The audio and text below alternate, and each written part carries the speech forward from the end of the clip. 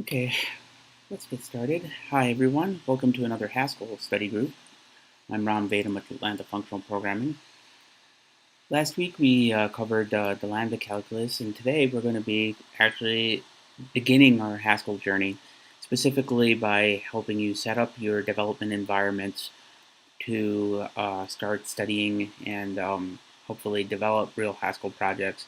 The tools that I'm mentioning today are not for just educational purposes. They are tools that are used to make industrial, real production level Haskell code.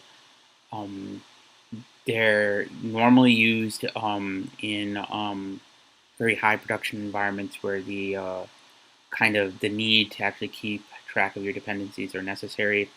Um, Obviously, they're not the only ones out there, specifically because of the fact that there are a lot of lower level tools that were built over the years. Haskell's been around for like 20 plus years. There have been various like little tools that have been created by various companies, mostly in-house, as well as some of which that are the basis for some of the tools that we're going to be discussing today. Um, some of the things that I want to bring up, I will not go into too much detail in light of just so that we can get started on the actual like language itself on how to use these tools for things like project management, dependency management, and so forth. We will add those to our projects as needed.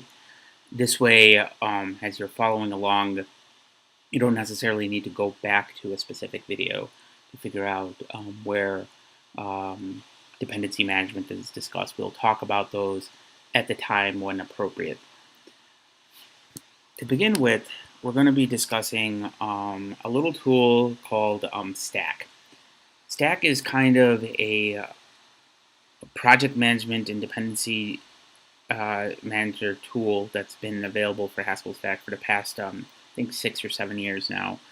Um, it was created for the purposes of maintaining kind of curated Haskell production level Haskell libraries so that folks who are trying to concentrate on application development could uh, focus their energies on actually using stable versions of the libraries that they're using rather than potentially breaking by using the latest version, often which is thrown into the lower level tool that Haskell Stack actually uses called Cabal.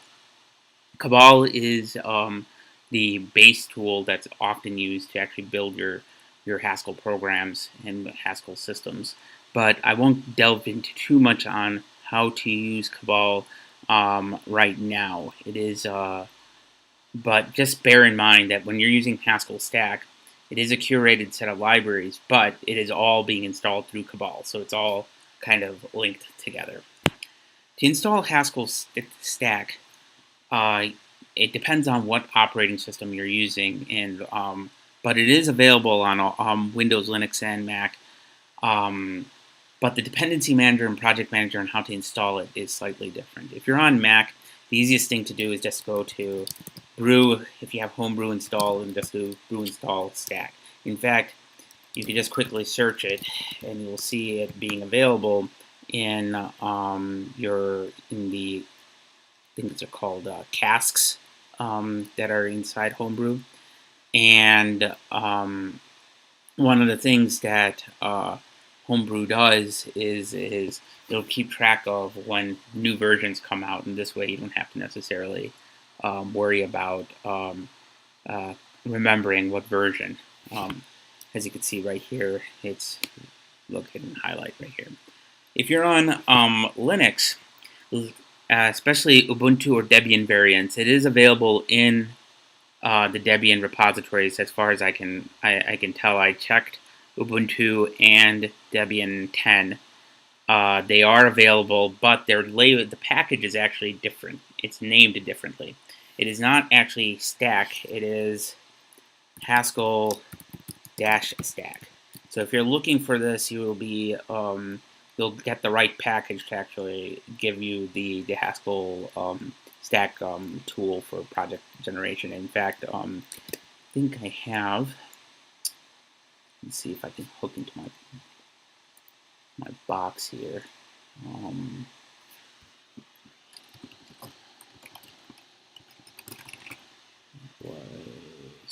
Yeah. So if we go into my little Linux box here,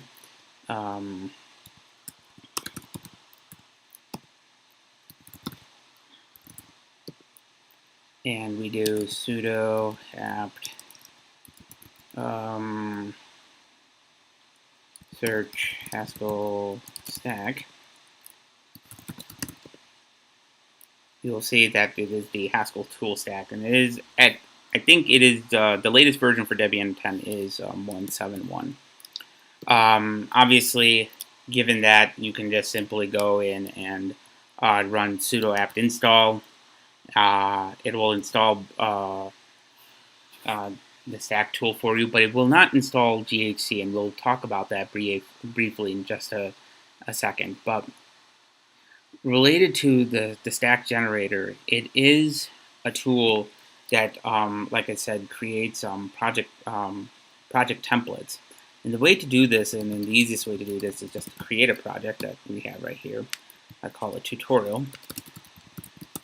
And there's many ways of doing it. You could totally, if you're, sorry, I screwed up here. Okay, make sure. All right. What was I going to do? Let me see if I can actually do this. I don't think you could do this, but some people might be thinking that you can go into tutorial and actually create stack init with the tutorial and automatically generate the directory for you. That obviously, as you can see here, does not work.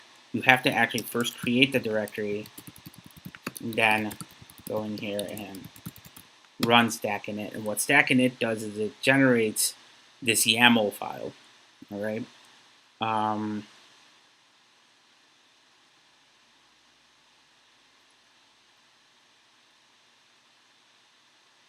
And for folks who are reading this, you can actually see that you can also create a package using stack new instead.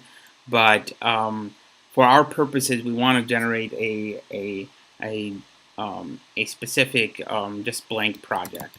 So stack itself has a bunch of different commands that you can actually take a look at.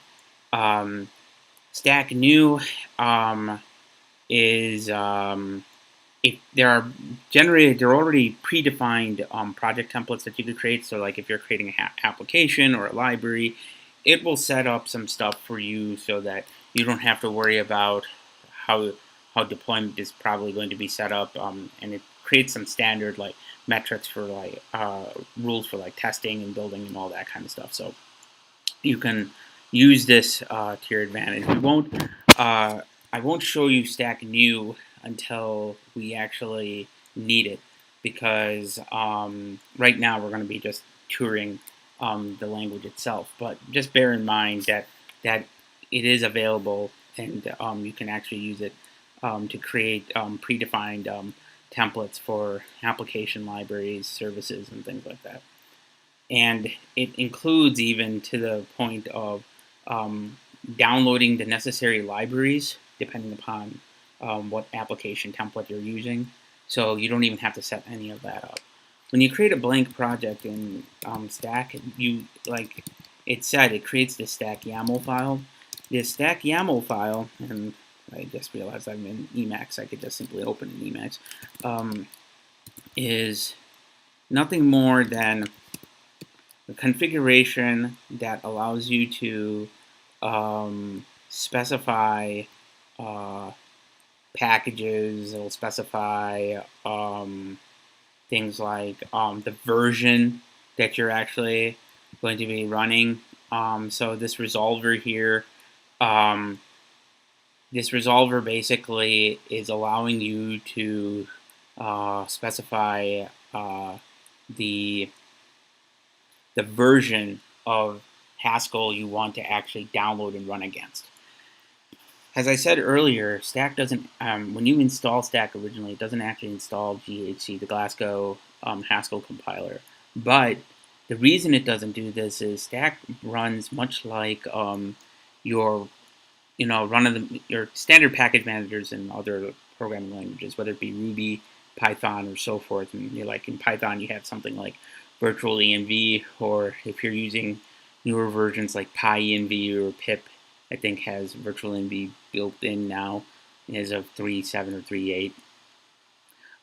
Or in Ruby, there's a Ruby package manager that allows you to manage different Ruby distribution versions, and you can have it install different, I think it's called RVM, and it will allow you to install different Ruby versions. Much along those lines, Stack actually allows you to specify for a given project what version of Haskell you are running against, which is kind of useful. When you actually want to specify a version, and this is particularly useful, you want to know whether or not you're running LTS or not. For the purposes of our specific discussion, we're going to be using just the latest version that's specified in on the top level Stack web page. So as you can see here, this is already defined by this URL. It's basically grabbing the top level LTS version for us, which is in this YAML file that's at this address, and we'll go ahead and set all that up. When you have that all set up, and this is just using the default stuff, so we're not actually going into it, you can just simply run stack ghci, and what it will do is if it's not available, it will actually go ahead and download the package.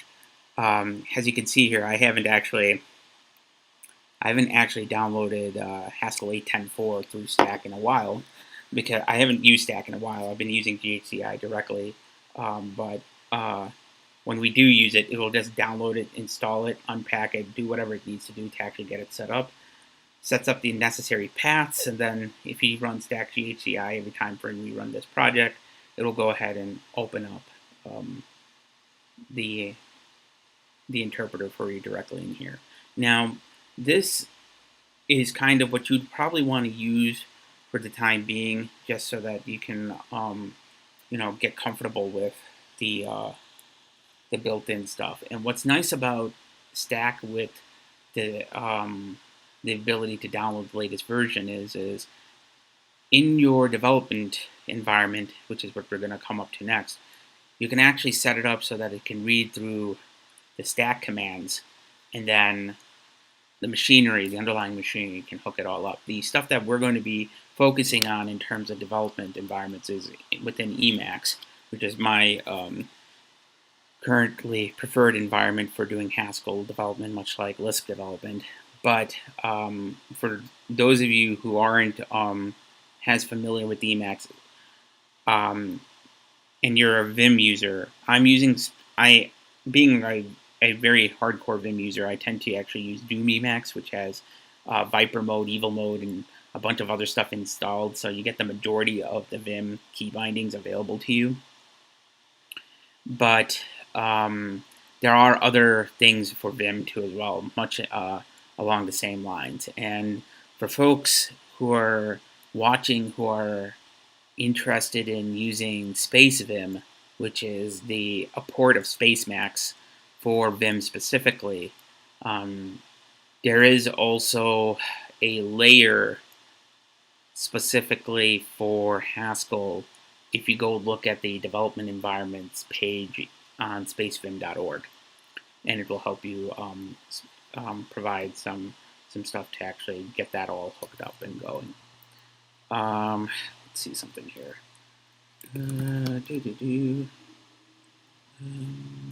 Is that downloaded? And okay, that's fine. This is just taking a minute to actually get this all set up. While this is going, let's talk about setting up your actual development environment. Now, there are many Haskell environments that you can use to set up and do development on. I've seen plugins for Visual Studio Code. Visual Studio Code's default Haskell development environment, which runs essentially GHC in the background and hooks it up to a Haskell-based language server protocol server, an LSP server, and then uses that to hook into Visual Studio Code. It doesn't actually, at least on Linux. I tried this last night, and I was trying to set it up to demo to you guys today. But the package, at least that I found, which is the default one, it's it's the first result in the Visual Studio Marketplace. That one, I think, assumes that you've installed the Haskell LSP server from your package manager, if you're using Linux, because it does not actually set all that up for you, and that causes a problem, obviously, for folks who aren't familiar with the fact that there are these external dependencies. And as a result, if you try to run the terminal within a Stack project, it ends up throwing up an error, and it doesn't actually work. I'm trying to find one for Haskell development in Visual Studio Code, just for folks who are comfortable with using Visual Studio Code. If someone is familiar with that and they know of the package, please let me know in the YouTube comments, or if you're on the Hangouts, let me know in the chat messages. I'll go back and look at those, and I'll make a subsequent video to show how to set all that up for Haskell development on Visual Studio Code. But for the purposes of our discussion today, though, we're going to be using Doom Emacs, and for Doom Emacs, it's actually pretty sweet. Doom Emacs, as many of you know, is a extension for Emacs that kind of was inspired by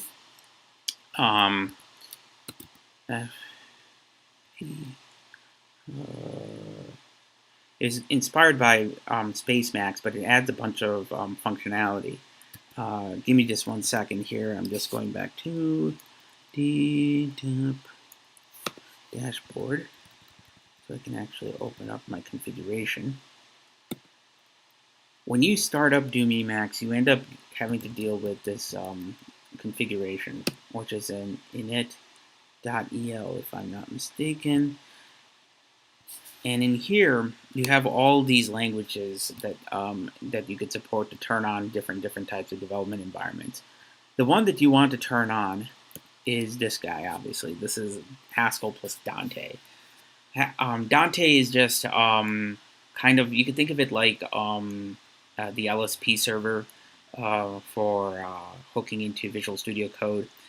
It adds some ability to communicate to the Haskell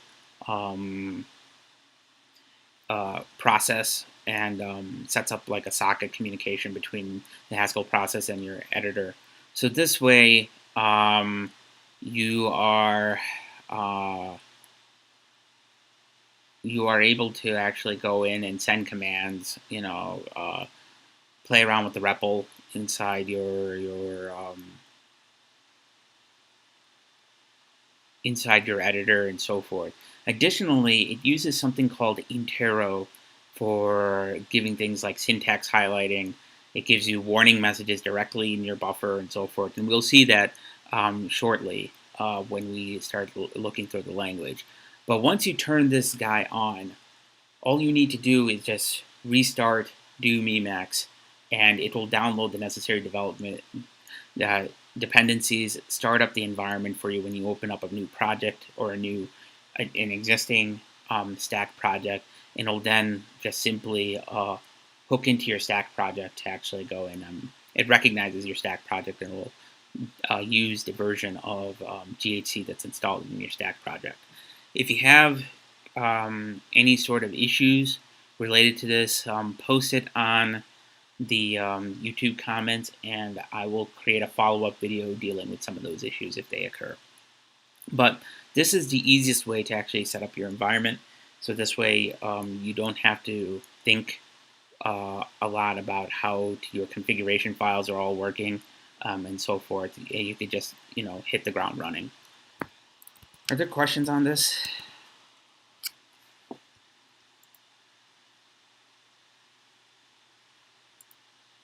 Okay, cool. So let us get started on actually, let me see if it's installing right now. Okay.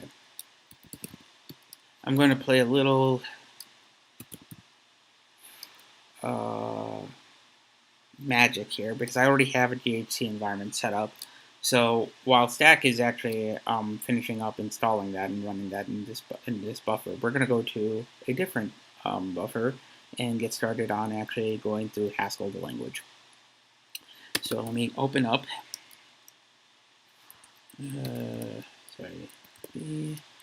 Go to this and let's open up our basic tutorial file. All right, and we run that.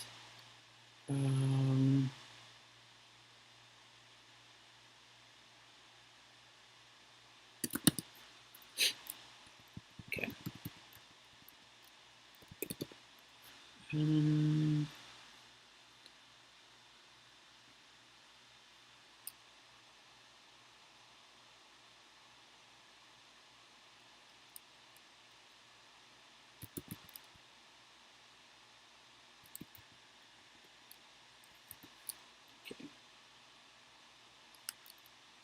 For some reason it did not start, but I thought it would start.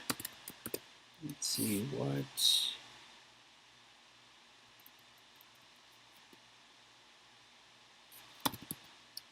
Let me do this again. Haskell load project. Okay. Let's make sure I'm in Prelude. Sorry, there's just this little pause in my Emacs.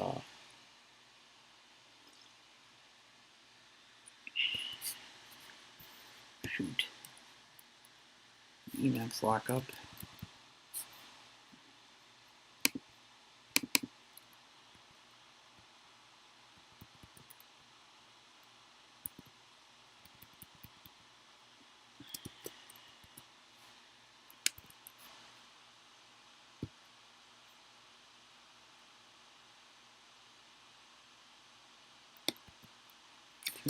Emacs just locked up.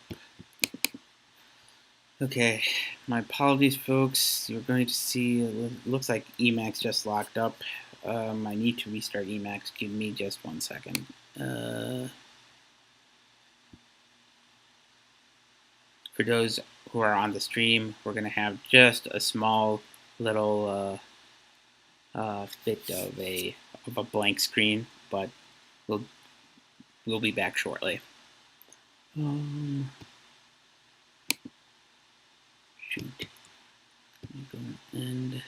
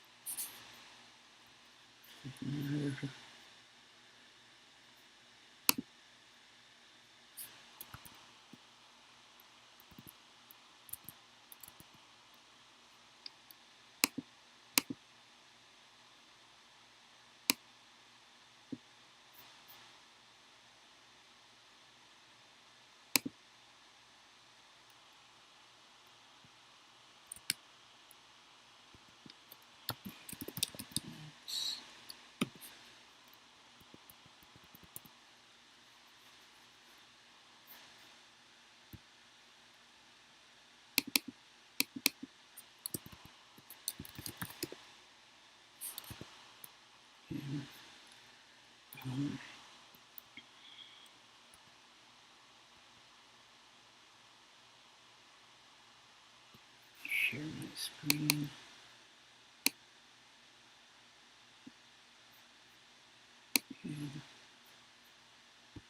And let's see. Let's share my screen with my fellow Hangout members. And we are back. Okay.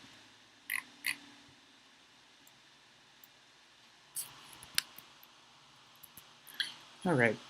So what I was saying earlier is, let me go back to what we were doing before and open up our software projects, Haskell tutorial.hs.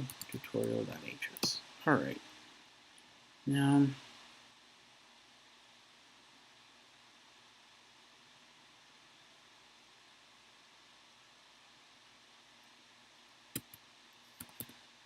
open that up. Stack REPL. It's not going. Let me see here. Software, Haskell projects. Stack REPL.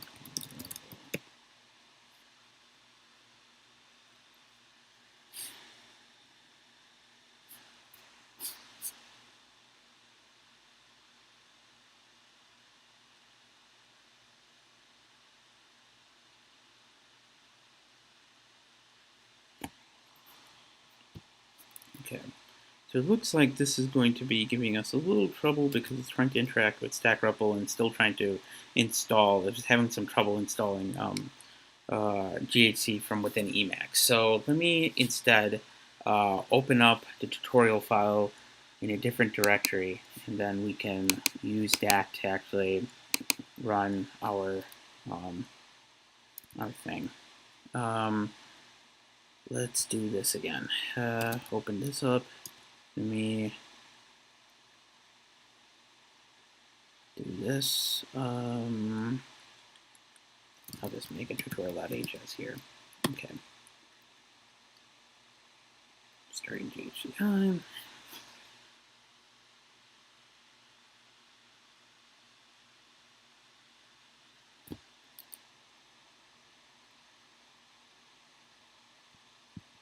Okay. And let me just make sure that we have something open here. All right. Let's do this. Okay. So when you start up, and this would normally work with Stack REPL, but right now Stack is kind of installing GHC in the background, so I'm just going to let it do its thing. You're going to end up opening up essentially a console, right? Stack Dante specifically will attempt to start up to GHCI. It will take a minute, but you can just quickly load up a file and we'll pop up this console by doing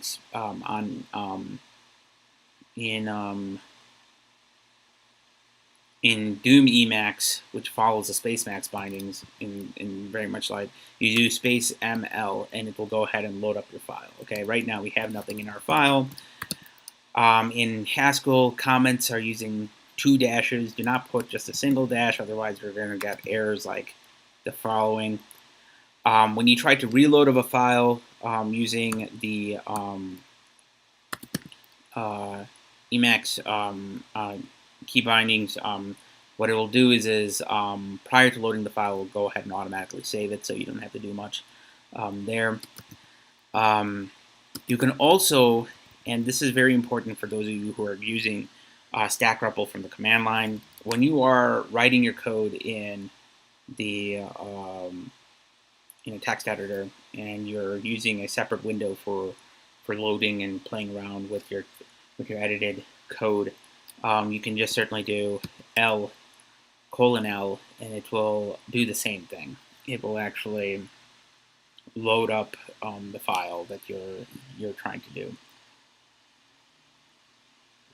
So in this case, if we do, my apologies, I have something running in the background that's causing some pauses. You could just do L:, load up. It'll go ahead and load it up. It'll attempt to compile it, and then we'll run with it. Now, older Haskell books, for those of you who might be using, like saying, teach you a Haskell for greater good and so forth, they will mention to you things like being able to add your code inside of this file, and then and the way you would add it inside of this file and interact with the REPL will be slightly different.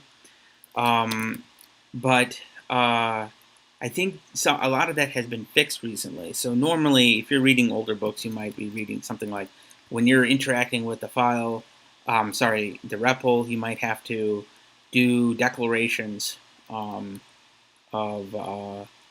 expressions with a let statement. So like in this case, we're trying to do let x equals 5, and it will, once my pause, the hiccup goes away.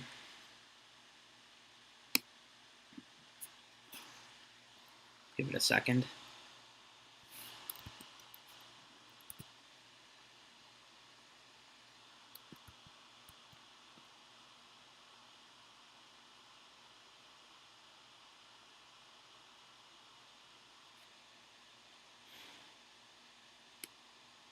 No, it might be.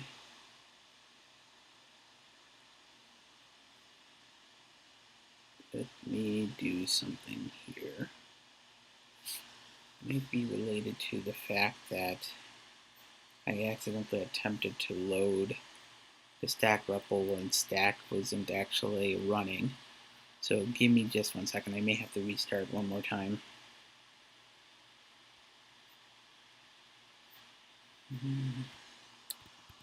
Jeez. Okay.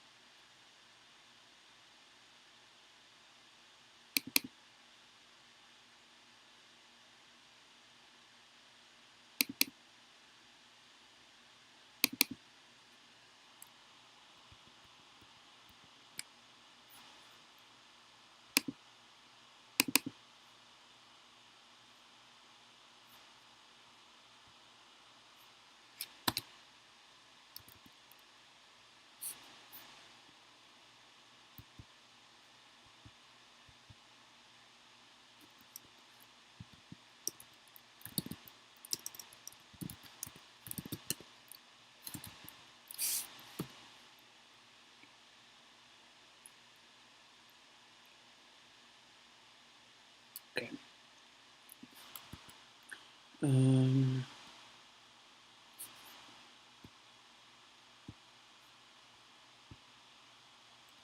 me just go back to this. Sorry, technical difficulties today.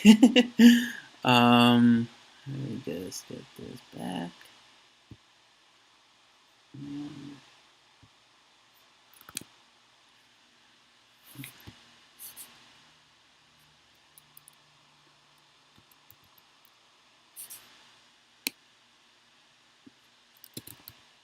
Okay. So as I was saying, in older books, you might end up seeing declarations like this, and obviously it's going to just create a simple expression for you. But you don't necessarily have to do that anymore now in newer versions of DHCI. You can actually write your code as if you're writing the same code in your editor. One of the nice advantages of this, obviously, for files is that now you could just experiment, then just simply copy and paste this guy in, and you'll be all good. And we'll touch base on how to actually go and deal with that more as we keep progressing through our Haskell journey. In Haskell, there's first one thing that we need to understand. And that is everything is actually an expression. They're not actual statements. So in imperative languages, you have actual statements where you have a particular statement that may be doing an assignment behind the scene. Whereas in imperative languages and other languages that as well, functions represent expressions. That is, they take in something and they will actually go and evaluate to some sort of result.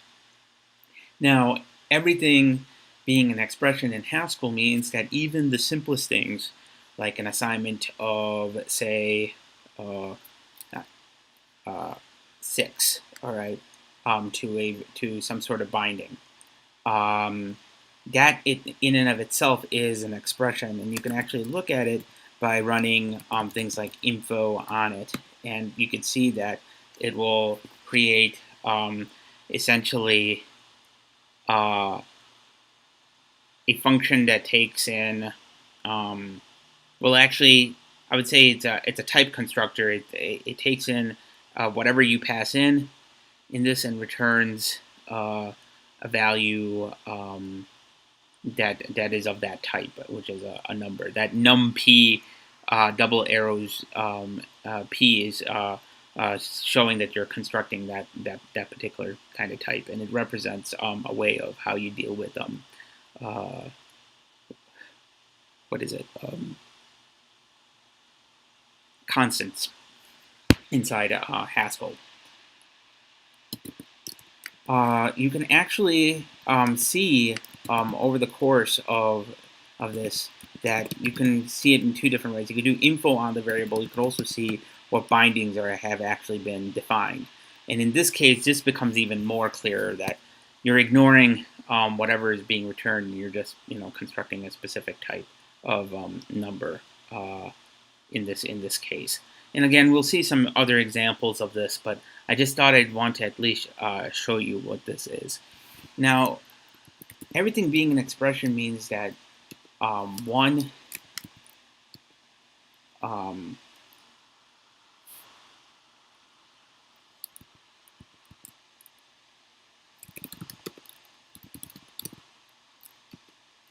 plus one and even strings are all kind of treated the same, in that they will be checked to see if they could be reduced.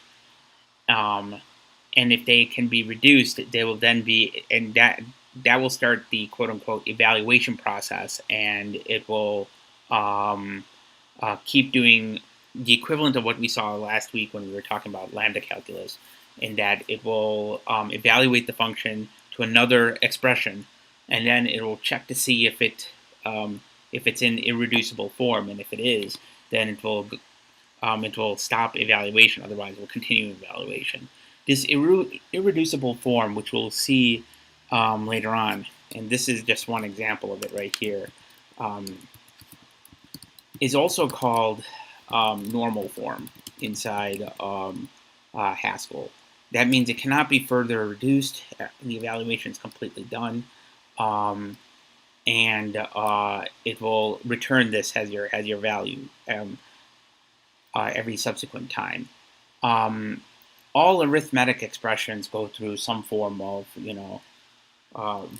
reduction. So in this example right here, it reduces to 2. This won't reduce. This is actually this is in already a normal form. You can actually see furthermore expressions that are standard arithmetic expressions that has 2 layers, multi-level reduction, such as if you have, for example, a simple expression like this, where you're adding 1 and 2 and multiplying it by 4. Obviously, that will go through a 2-level reduction, and it will then stop at when it returns 12. These are all just basic things that you can see. And when you try to load this, this is going to be the new thing. In earlier versions of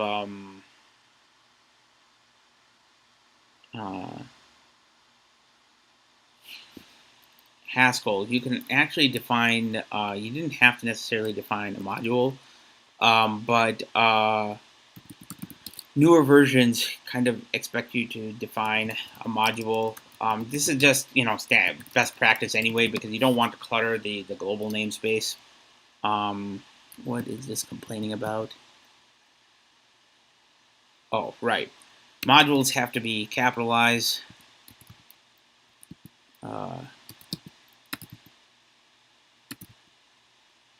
What? Hold on. What is this saying? Import declaration, top level declaration. No, this is working fine.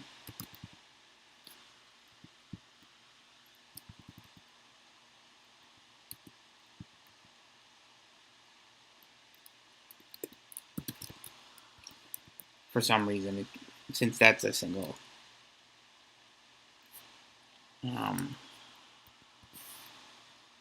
Oops, let me see something here.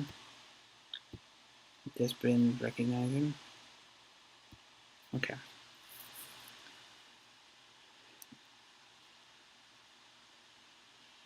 I've just been told that the stream had some technical difficulties and wasn't actually getting updated. Just 1 second here. Double check that.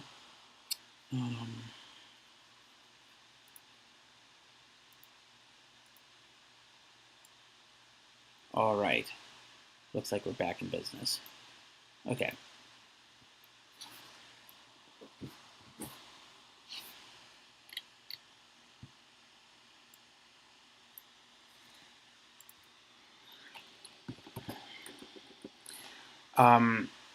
Thank you, gentlemen. I will, on the stream, I will let me know if that there was a slight delay there. It looks like there was an issue with the screen. I will go back and edit the video to make sure that the content is still relatively succinct. But I'll just review this briefly for folks who are on the stream because of that little blip. So as I mentioned, everything in Haskell is an expression. Expressions can be either some arithmetic expression like 1 plus 2 or 1 open paren 1 plus 2 times 4, or they could be even simple constant expressions that represent strings or even objects and so forth. One thing that you need to be aware is that when you're dealing with expressions expressions can be reduced through the process of evaluation.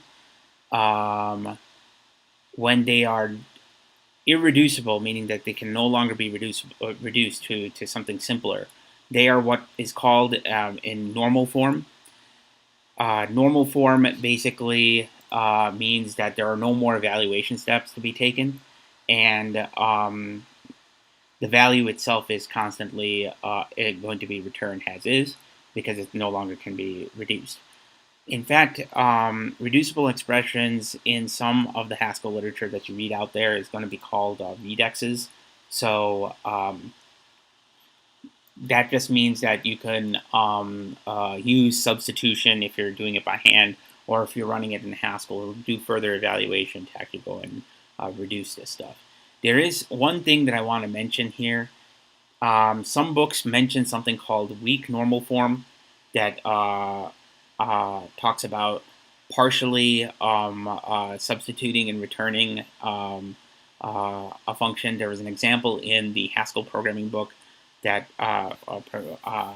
illustrates this, that for the life of me, when I tried to run this in my REPL, it looked like it would complete evaluation and just return the normal form version of the expression.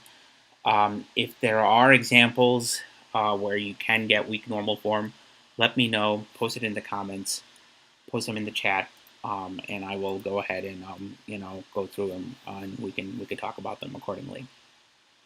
Now, expressions are the most basic unit of Haskell programming. In fact, since you're talking about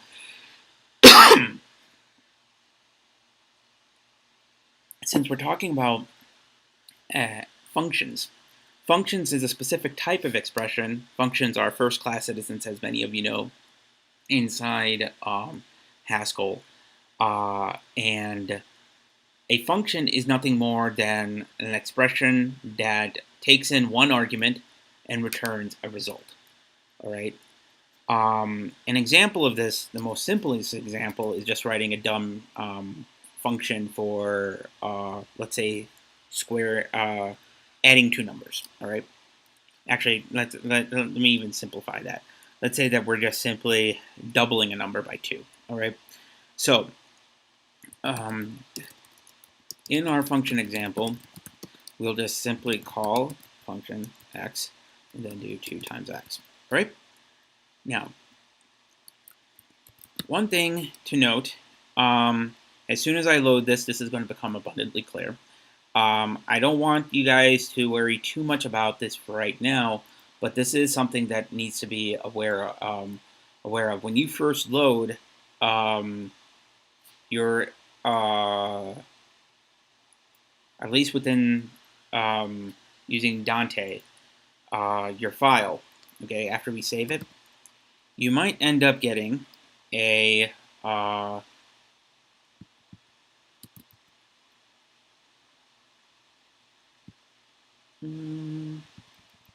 let's see here.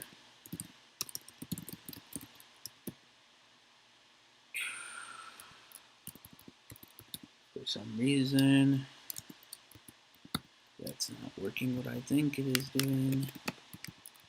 Okay, let's do that.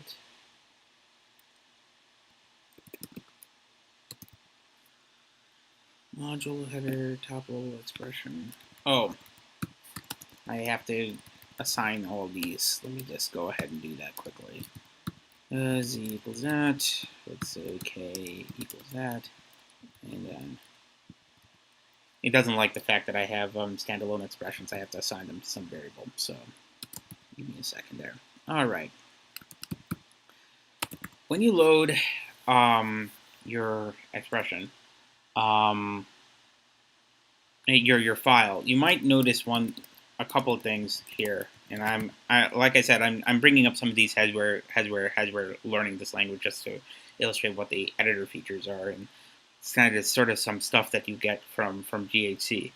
And that is, you will end up seeing, and I'm not sure if you could see this on the screen. You might end up seeing, yeah, you can see these squiggly lines underneath your variables, all right? If you actually go above and look at this, it's going to give you a warning saying that the top level bindings don't have a type signature associated with them. Haskell is strongly typed. It's also statically typed, okay? When you are editing in a file, all right, it is kind of expecting that you go ahead and declare your top level variables, your top level bindings, to have a particular type. Okay, this includes constants as well as functions, as you will see. All right. So in here, one way of just getting rid of this is just simply going up and saying x : integer. All right.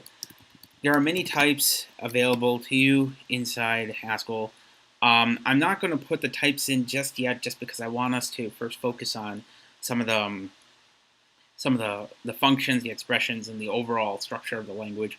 The type declarations, while definitely important and very important when you're writing production level code, is going to be something that you'd want to add as you're getting more familiar with, once you get familiar enough with some of the basic syntax for writing functions, for writing simple expressions, and composing, and using some of the other features that are available to you. Once we start introducing types, which we will be doing later on in today's episode, I will then go back and add, where appropriate, the type declarations. I've just illustrated it here just to show you an example of how the editor will just take your type signature and just load it as well. So now, when we load this, it's going to say that everything's okay, and we can actually move on. Okay, cool. All right. So this function here just takes in one argument and returns a result. And we can see that if we run this, we'll simply get, your standard things. A couple things that I'm going to mention to you, folks who are using things like negative numbers passed into this function, you're going to get a parse error that's saying that it's a non-type variable. The reason for this is has a standalone call. Negative is just being applied. It's as if you are applying it with open parentheses. But if you are putting negative numbers in sort of any expression, you must actually put wrap the value around parentheses, just because it is that negative has a standalone. It's just syntactic sugar for what we're seeing here. I'm just bringing that ahead of time just so that you don't stumble on it. Okay. So we have a function that does it takes in an argument and returns a result. What about multiple level arguments? Like what about functions that take in multiple arguments and return a single result? What does that do? Well, we saw what happens when we were talking about in the lambda calculus. I mean, we said Haskell is kind of a codified version of the lambda calculus. So what is it that we do in the lambda calculus? Well, a multi-argument function is nothing more than a function that takes an argument and returns a function with the rest of the arguments. Okay, it will return a function.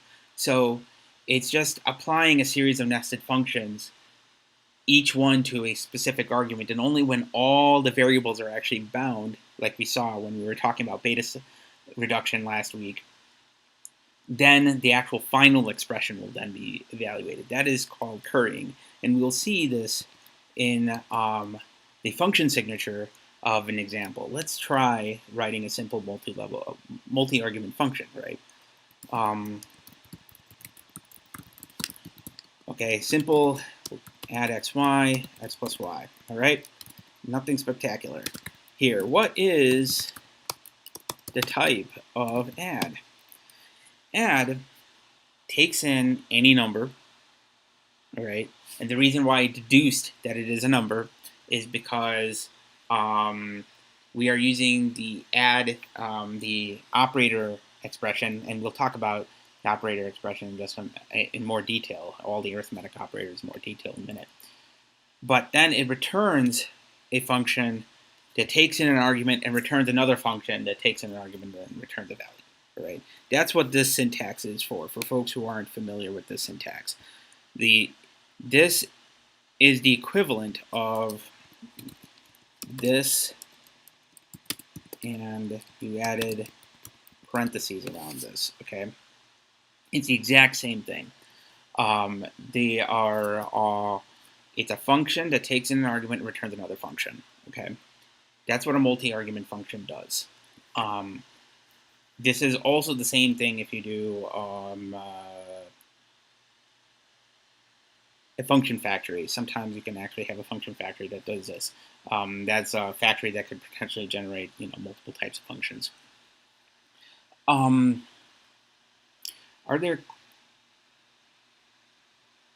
there questions on this? Let's take a step back and look at what is the structure of this function here, right? The first part of the function is nothing more than the function declaration, which is the name of the function. Okay, pretty obvious, but there's some caveats here that must be understood. In Haskell, functions can only be used, it can only start with the lowercase letter, meaning that if you want to have a multi-word function name, all right, you must write it in camel case, okay? You cannot start with a capital letter. If we did something like this, okay, you're going to get a warning when we load saying that this is not in scope, right? You're going to get an error saying that this is and the reason is this is what's called a data constructor, okay? We haven't talked about it yet, but I'm just mentioning it to you because it's a common mistake that a lot of folks who started out, who are coming in, especially from languages like, say, C Sharp or Java, or even actually not so much Java, it's C Sharp or Go, because Go, as many of you know, when you write your function calls, if it's lowercase, it's not an exported symbol. If it's uppercase, it is an exported symbol. So if a lot of folks are writing public APIs, they'll end up actually going ahead and writing a lot of capital letter-based functions. And you don't want to do that kind of thing, because you will end up screwing up with your errors and get these common parse errors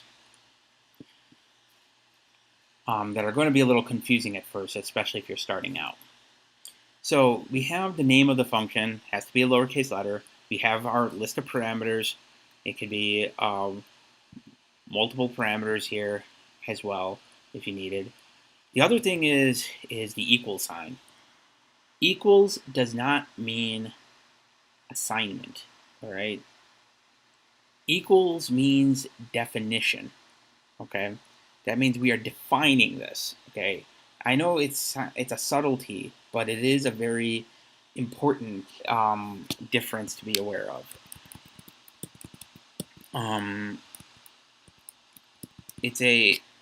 The reason is you can't go and reassign something to another value. Let's take, for example, what we had earlier. We have x, which is equal to,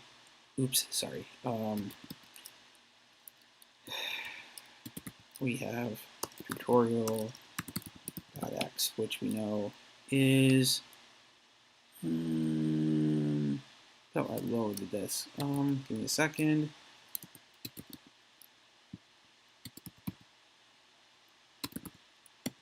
Okay. It just had an error earlier and it didn't load it correctly. Okay. So we have our x, which we defined as 1. If we go in and attempt to redefine this, you're going to end up getting, sorry. If we do x equals 2, you'll realize that you cannot actually attempt to doing that, okay? Because it's going to end up throwing an error saying qualified named and binding position. So here, if we try to redefine 3, not entirely sure why that's doing that. That's something I'm going to have to take a look at. My guess is it is not treating that as a immutable. It's treating that as a pattern instead of a name, but that's kind of weird. That should not happen. Let me see something here. X equals 3 does not compare. Weird. I will keep that in mind. That's a little interesting thing that I'm seeing here. That's not. Normally, what happens is if you attempt to redefine something, it'll throw up an error saying that it's an immutable value. But for some reason, I'm getting this to look like that it's immutable, but that doesn't seem right. That's probably because of the fact that it's probably treating it as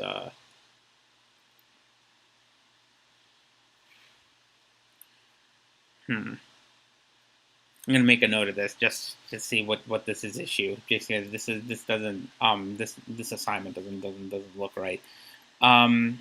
Let's continue with our discussion.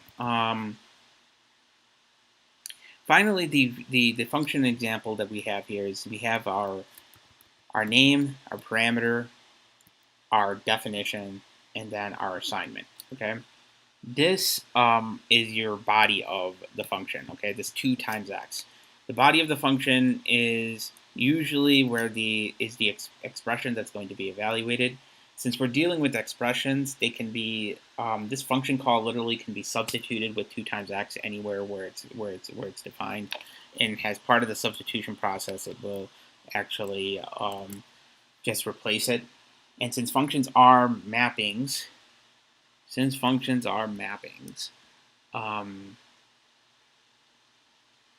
what's it? You can you're guaranteed referential transparency, meaning that it will just simply take an input and map it to the output without doing any sort of side effects to your environment or to the functions that are to the parameters that are being passed in. It will actually do essentially a pass-by value to those things.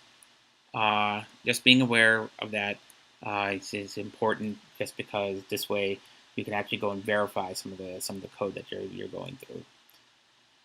Now, a couple things.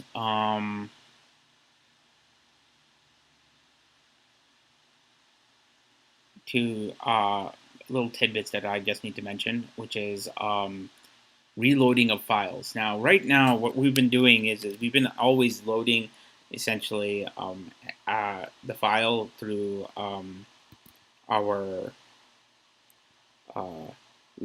Haskell process load file, which is just nothing more than the colon load that we've attempted. We could also do reload by just simply doing reload. And what reload does is it will know what files are already loaded, and it will attempt to go and reload them. This is particularly useful if you are running Haskell in a separate window and you are editing in another window, because then you don't have to constantly write :load the file name, because it already is aware of what's been loaded into the Haskell process, and it could simply just loop through that. You've actually registered that file name essentially with the Haskell process, so it could keep an eye on it. Things like hot reloading, which is common in environments that you're using, like say Clojure, or even to an extent, you could do something similar in, say, like Common Lisp. I don't think that feature is available, at least with the Haskell environment that I'm showing you today. But if you guys find something like that where it's actually having some sort of watcher behind the scenes, and then if it's doing that, it can automatically load it up, that requires a little bit more infrastructure on the Haskell process side in order to do that kind of like, okay, it's ready to, something's changed, let's go and reload it. So I would encourage not to use something like that just in general. But, each person has their own, development environment tastes. So if you see something like that, let me know, and I will report it to everyone else. Here is a comment: redefinition seems to be allowed in the REPL, but not in files. Okay. Thank you. There was a comment in the chat messages about, in the live stream from one of our viewers. Apparently, with regards to what we were seeing earlier with the variable x being reassignable, it looks like in the REPL we can actually go and reassign variables. But if we go and do something like this in, say, our file, you will get an error saying that there are multiple declarations. This is kind of what we were kind of trying to see. And this is anywhere in the file you'll see multiple declarations. All right? And so you just generally do not want to do that, because of the fact that variables there are no such thing as variables, because a variable means that the name says it all, it can vary, right? And really, these are bounded expressions, so they're bounded. The only time that you have a variable is in this case, like, because your variable is not bound yet; it's an unbound variable, and it's part of an expression. But once it's bound, the variable can never be changed again. It's immutable. All right. So it can be either that it's unbound or it can be bound. That's kind of the only variation that you have with variables inside Haskell. And then we could talk about free variables in a minute or so. So let's talk about evaluation a little bit more. Let's dig into this, okay? I mentioned that functions, expressions can all be reduced to some sort of normal form during the course of evaluation. Haskell, as many of you know, who probably have, it's probably motivated you guys to come join us in this study group, has something is called a lazy evaluated language. And that means that it defers evaluation until it is forced to evaluate. Okay, that means only it evaluates by need. Only when it like for example, let's say every variable in the lambda expression is bound, which allows it to become what's called a reducible expression. Will it go and potentially go and evaluate itself to generate stuff? And this is the basis for a lot of stuff in Haskell, whether it be infinite collections, infinite data structures, deferring calculations until you're doing certain types of workflows.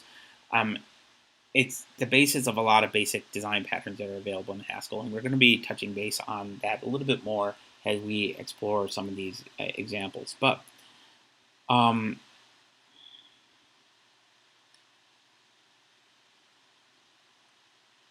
in some cases, you might end up,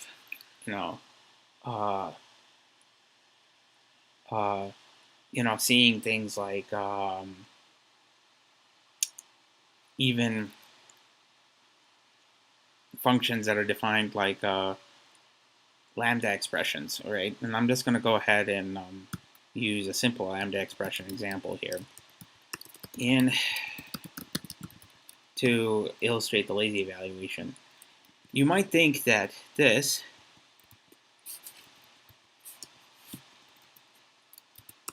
which is a simple lambda expression that will 2, and let's say that this is that, not C, let's call it pair, simple pair, okay? All right, if we run simple pair, you'll notice that simple pair got evaluated down to 114, which makes sense because it's a lambda expression that binds 2 to f. 2 plus f is going to become 1 comma 2 plus 2, and 1 comma 2 plus 2 is still reducible to 1 comma 4. Now, in some variation of Haskell on the Haskell language, you might get into, and by variations I mean some implementations of the Haskell language, although very few now have been conforming to essentially GHC. You might get into something called weak head normal form, which is a form of actually taking what we have here and essentially giving you something along the lines of 2 plus 2 as a result. All right, it has not yet evaluated the final expression because honestly, simple pair has not been used. It just did the simple substitution and then went on its merry way. GHC does not do that. GHC actually goes ahead and once something becomes a valid reducible expression, it will go and reduce it. I've noticed this in a lot of cases there, so and I haven't figured out a way of getting weak head normal form inside GHC. There might be a flag that's available, which by the way, if folks want to know what flags are available for your disposal, you can just simply do : and it'll give you all the available options to actually interact with the REPL. So, for example, module will tell you the context, allows you to add more modules to actually do stuff. So you can import modules and actually add them to use their built-in functionality without actually providing the name ahead of time. Things like this. This is just very simple stuff. You can add the ability to play around with types and so forth.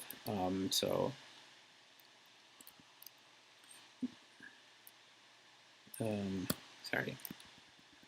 And again, you could show what did you bind already, and it'll go ahead and show you all the bindings that you've created in the current REPL. Okay. So we've talked about, let's create one more simple example for functions too as well. Once a function has a variable that's bound, you can actually use the bound variable anywhere within an expression. Simplest case, and this is just like the lambda calculus too as well, is let's say we want to create a function that computes the area. All right, area of a circle. All right, everyone knows the area of a circle is equal to pi r squared. So let's go ahead and do that. Now I'm not going to introduce, so I'm just going to quickly write this using the constant 3.14 here. There is a function, a library that has pi already defined for us, but just for the sake of example, I'm just using the standard approximation. And then I could just write compute area given some radius, pi times r squared. And because of precedence rules, this will do the right thing. This will do the same thing as if we had this. Okay. So if we do this, do that, and we just compute it. We need to obviously load it. Prelude the pi, imported from prelude. Ambiguous occurrence of pi. Okay, so pi is already defined. Let's call it my pi, just for example. Sorry. There we go. So now we have compute area of 10, which is 100 times 3.14 is 314. A couple of things to note here again, just like before, we are not getting any sort of type signatures here, but we can start seeing the type signatures as we are mousing over some stuff inside of our REPL, which is really, really nice for folks who are using it. Okay, so we have a question on the syntax of the lambda expression. Sure. Lambda expressions in or anonymous function is a form of essentially of doing anonymous functions inside Haskell, just like in any other language. The syntax of it is very, very simple. And I'll show it easily with the REPL. So when you start a lambda expression, you usually use the backslash because in Haskell, the backslash is treated like a lambda. After it looks like a lambda, which is why they actually used it as a way to declare it. After the backslash, you specify essentially the arguments of your function. Okay, usually it's going to be just one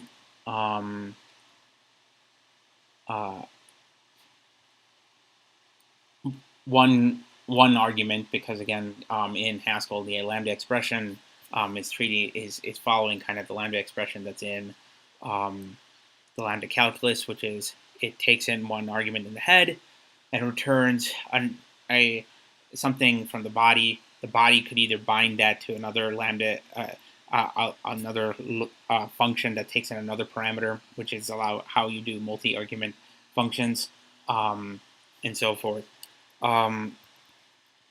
After the parameters, then you put an arrow. The arrow is represented the equivalent to the dot syntax if you look at the lambda calculus, and then obviously you have the body. The body is just a single expression that you're creating, and this could be something as simple as g, and then we could just do f plus g. And what this does is it creates a simple function that takes in a function and returns a function. Okay. This is how you do a curried function. Now, I don't think you could do this. I don't believe you could do this. I think this is going to be, yeah. You cannot actually create lambda expressions with the syntactic sugar that we saw in the lambda calculus, where you could just do a single lambda and then provide multiple arguments. If there is a way, I have not yet learned it. I have not seen an example where oftentimes when they're doing lambda expressions, they're always single variable, and they're using currying syntax to do nested expressions. Does that make sense?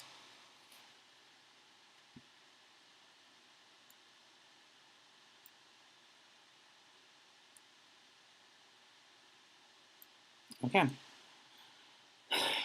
So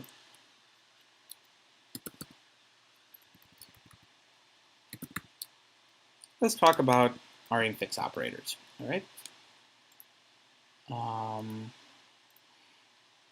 Infix operators inside all the standard expressions that you've seen thus far uses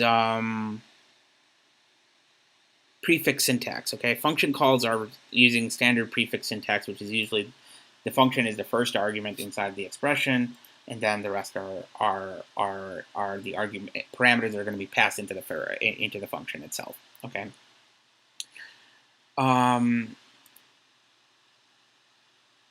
This we've seen already with our double example, our add example, simple pair, and so forth.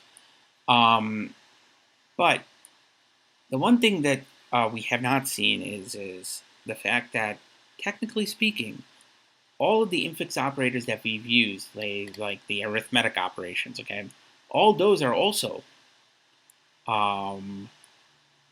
technically functions that can be used in a prefix style. All right, so an example of this is, let's say 1 plus 1. All right, simple addition. You could also write it as the plus operator wrapped around in parentheses, 1, 1. Okay, and it'll give you the same exact answer. That's because the infix operation behind the scenes is converted into prefix style, and then it does the evaluation. Okay, so how does this deal with then precedence and things like associativity? Actually, there's two other things that I need to bring up related to infix operators before we talk about associativity, and that is there are a couple of functions that are available that can act like infix operators as well. One example of it is div. Okay, if you have a function, let's take an example of a quotient. Okay, and we say, let's say q. Q is just simply 10 div 4. Okay, this is actually the same as q prime div 10 4. Okay, and the reason for this is uh,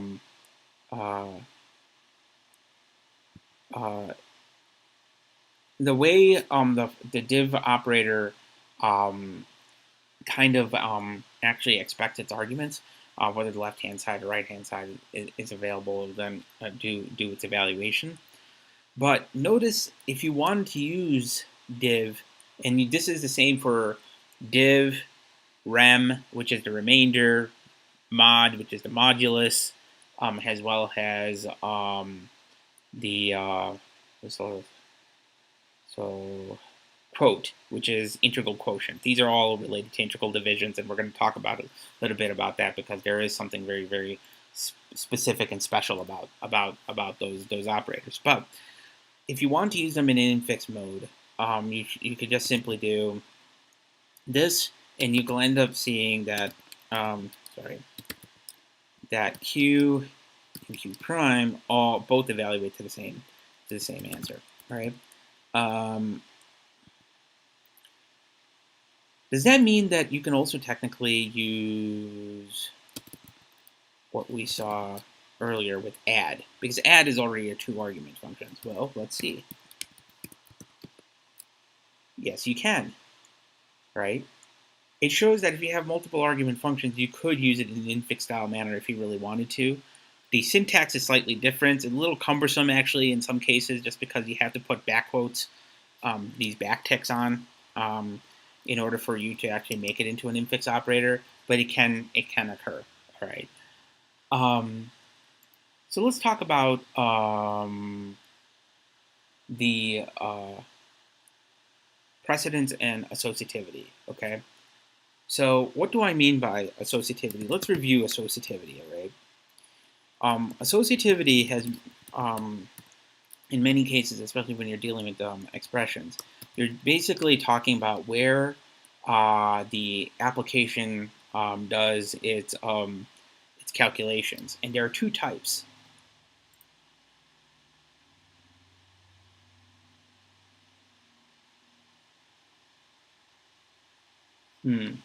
Okay, there's one quick comment about our parameter lambda. Before we talk about associativity, let me just revisit the lambda expression thing. There's an idea that someone had a question on.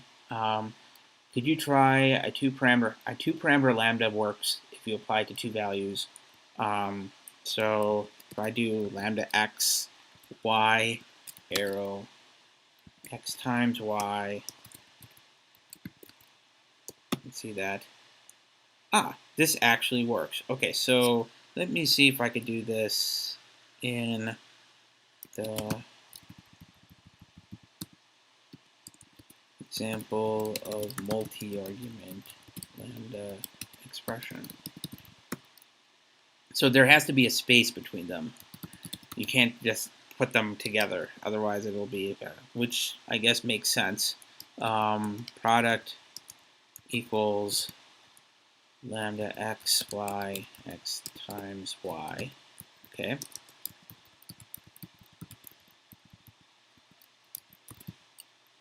Okay, that looks like it worked. Let's go in and load this product. C102. Who's the current product? Dang it. Let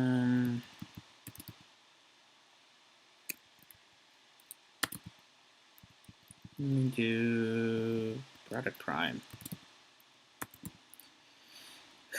Okay, let's see this. Boom. All right.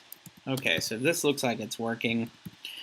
Folks who are seeing me using primes all over the place, this is because in Haskell you can actually go ahead and add primes in your symbols. Haskell does not, I think, have restrictions, or if there are any restrictions on what can go into a variable name or binding. I do not know of them, but this is one way that you can actually go ahead and write your code if you need to. But what the gentleman in our audience just kind of brought out was the fact that you can actually create a multi-argument lambda expression with multiple parameters by simply specifying it with the space in between each parameter. This is when you're starting to get to a certain level, though. This itself could cause some confusion, but it's not too much confusion if you just realize anything before the arrow is parameter declarations, and anything after the arrow is the body of the expression. Okay, this will allow you to do things like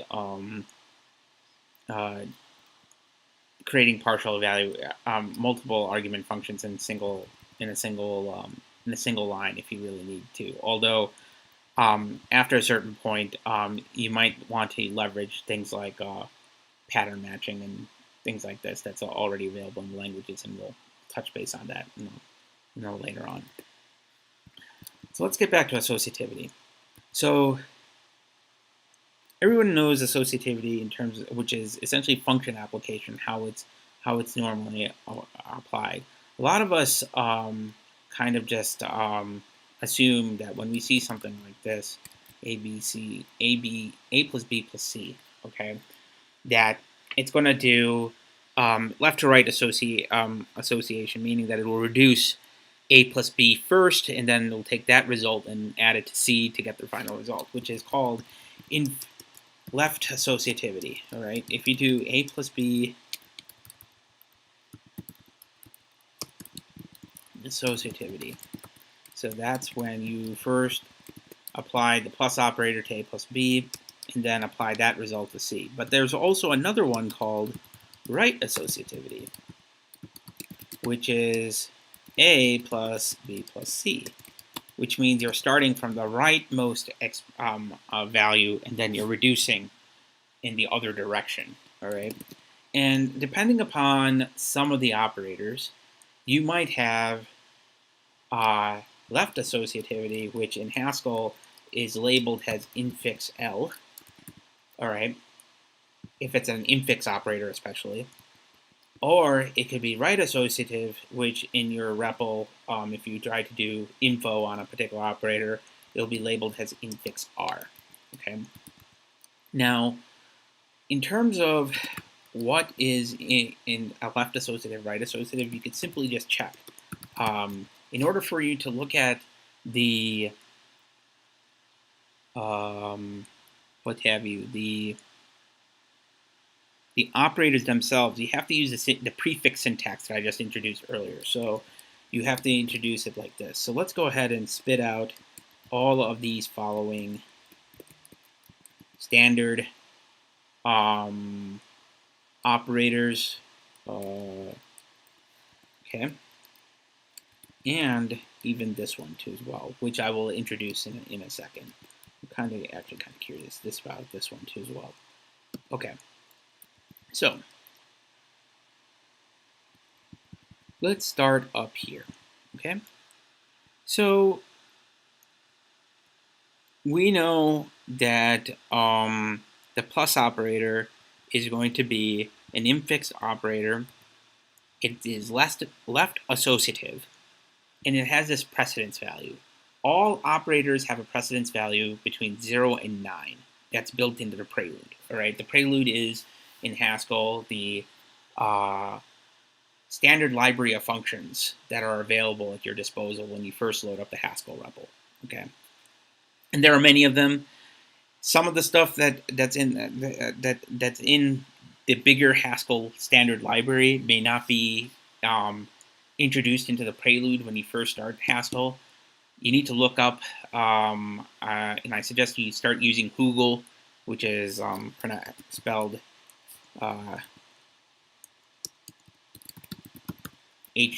Hoogle, to actually look up, what is available in the prelude as well as the much larger Haskell library.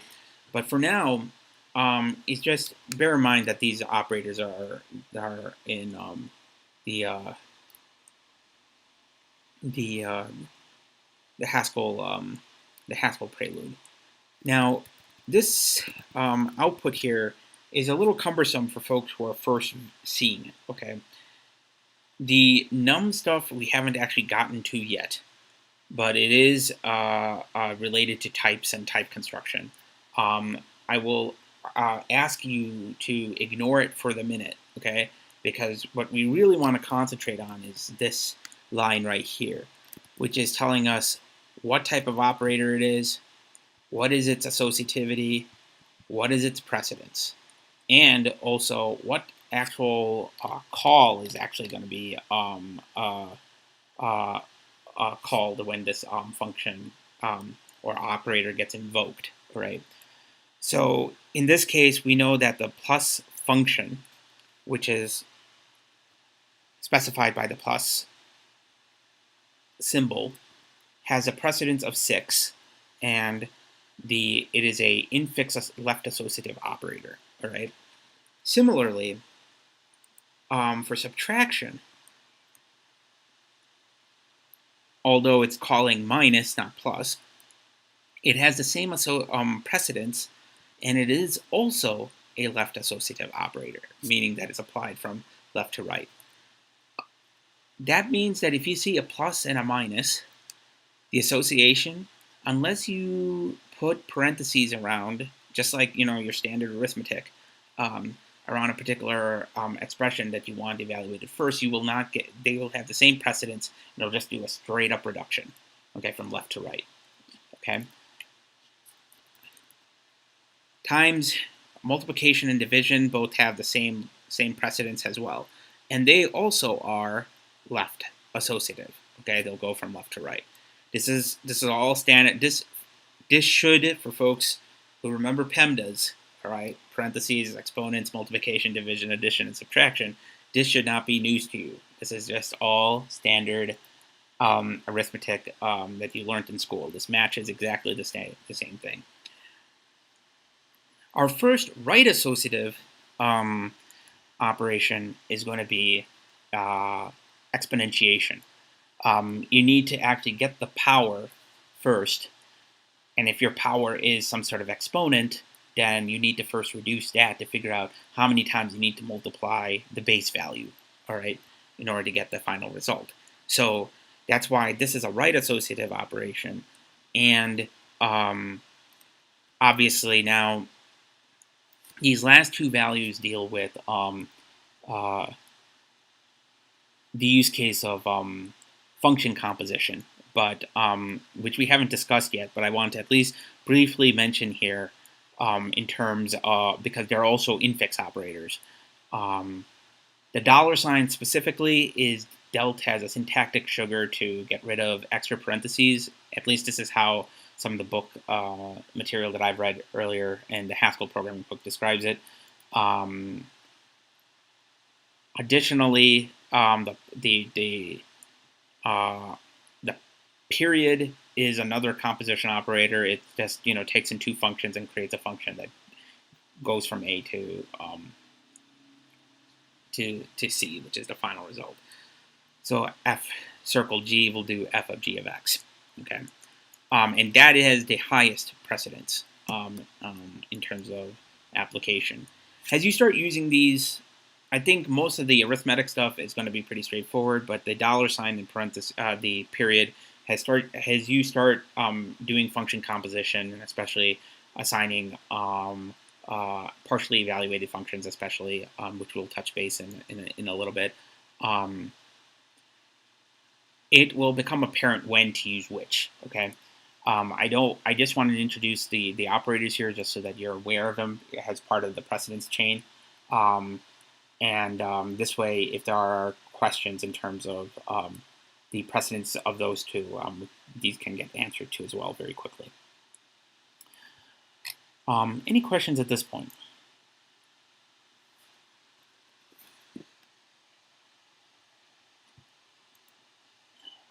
All right.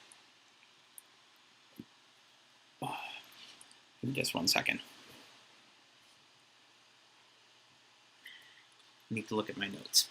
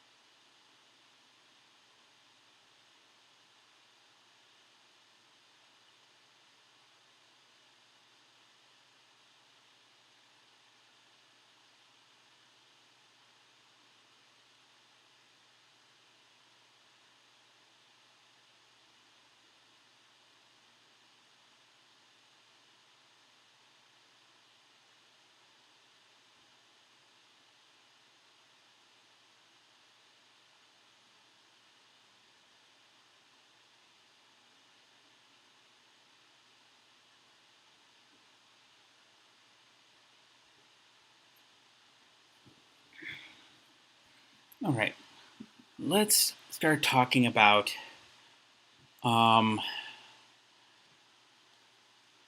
little bit more in detail about the arithmetic functions already available in Haskell, which we already covered in a little bit just now, and just dig a little bit deeper. Now, as I mentioned to you, we have the standard arithmetic functions available, all right? Addition, subtraction, multiplication. However, for division, we have several different types of division, all right? And this is very important to know, especially for folks coming in from other languages, all right? When you're dealing with standard divide, the division operator that we're all familiar with, okay, the slash, what you're actually doing in Haskell is fractional division. That means you are actually getting, if you do 1 divided by 2, you will get a floating point number, all right? So this is fractional division. If you want to do integer division that is similar to you in, say, C++, Go, Python, and so forth, you have a couple of options. Actually, I take that back. I think Python, actually, the division operator has changed to be fractional division now as well in Python 3, and I think there's double slashes if you want to do integer division in Python 3. But similarly, in that regard, you have integral division as well. But you have two different types of integral division. Okay, so you have integral division where you can actually round down. Okay, that's the div operator. Integral, essentially, that's taking the floor of the division. So it'll round it to the nearest integer on the left-hand side. So if you're doing a divided by b, it's essentially equal to floor of a divided by b. All right.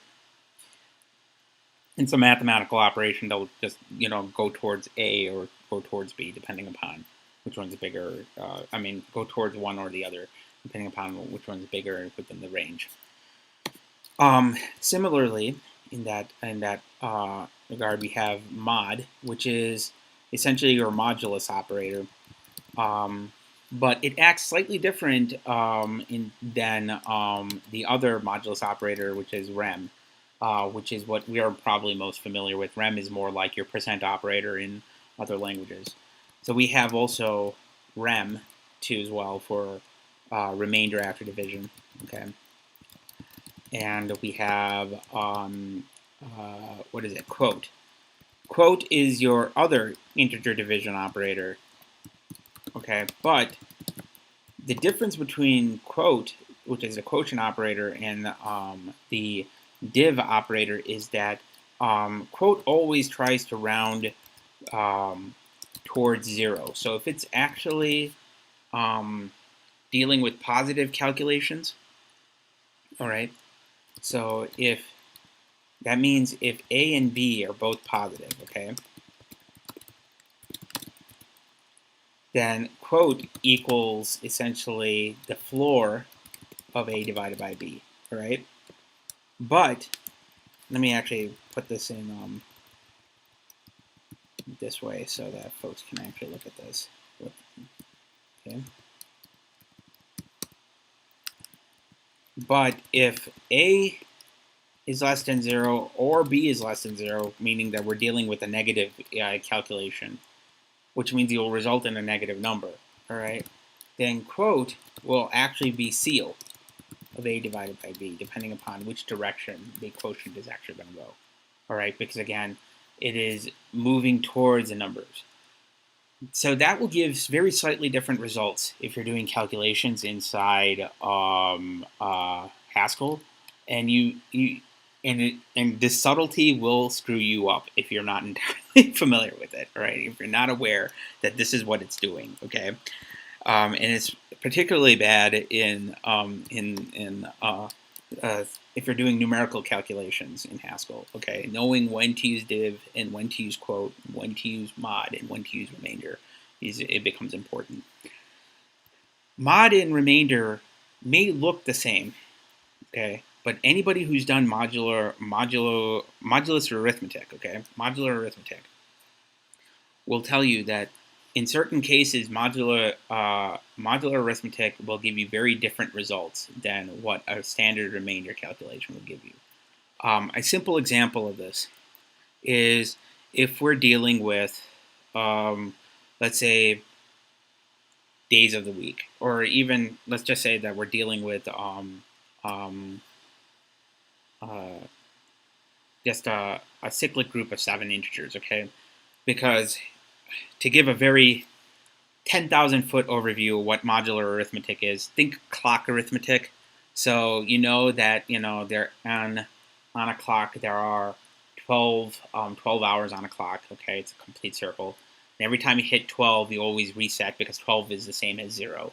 So 12 and midnight and the 24-hour day are both 12 and 0 depending upon the time of day. And you can calculate the time of day by just simply adding to get to 12 first, and then taking the remainder and adding it, and you'll have the correct time almost always. In a similar guise, you can deal with this with days of the weeks, days in the month, but days of the week is probably far easier to handle. So if you're looking at if you treat Sunday as 0 and Saturday has 6, then you can calculate what day of the week that you're handling. But it becomes very important when you're starting to deal with, like, say, negative numbers with the modulus arithmetic, okay? The reason is, and I'll just quickly show you this, is in the example of days of the week, let's say that you had you're trying to calculate 3 minus 12, okay? You're trying to do 12 days from Wednesday, okay? And you use mod, okay, 7, okay? Here, you'll get the calculation has 5, but if we end up using 3 mod 12 remainder 7, we'll end up getting minus 2. The reason is because of what modulus is actually doing. Modulus is actually looking at, again, and this goes back to what modular arithmetic is. Modular arithmetic is you're dealing with a cyclic group of finite integers, and you're doing calculation arithmetic within that cyclic group, all right? So cyclic group of 2 or cyclic group of 7 in this case, okay? That's 0 through 6 or 0, 0 and 1 in the case of 2. In modular arithmetic, since you're only restricted to those integers, the calculation of this, which is minus 9, essentially minus 9 mod 7, or minus 9 mod 9. I think this is wrong. Hold on one second.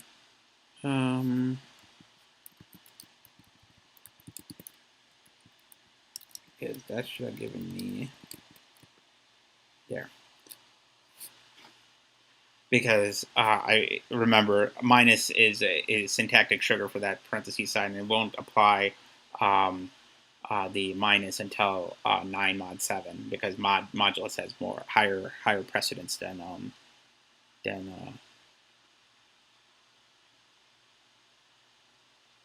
the negative sign, which we could see here by just doing info mod.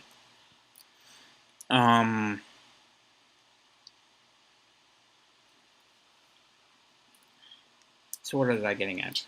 So going back to what I was saying before. There we go.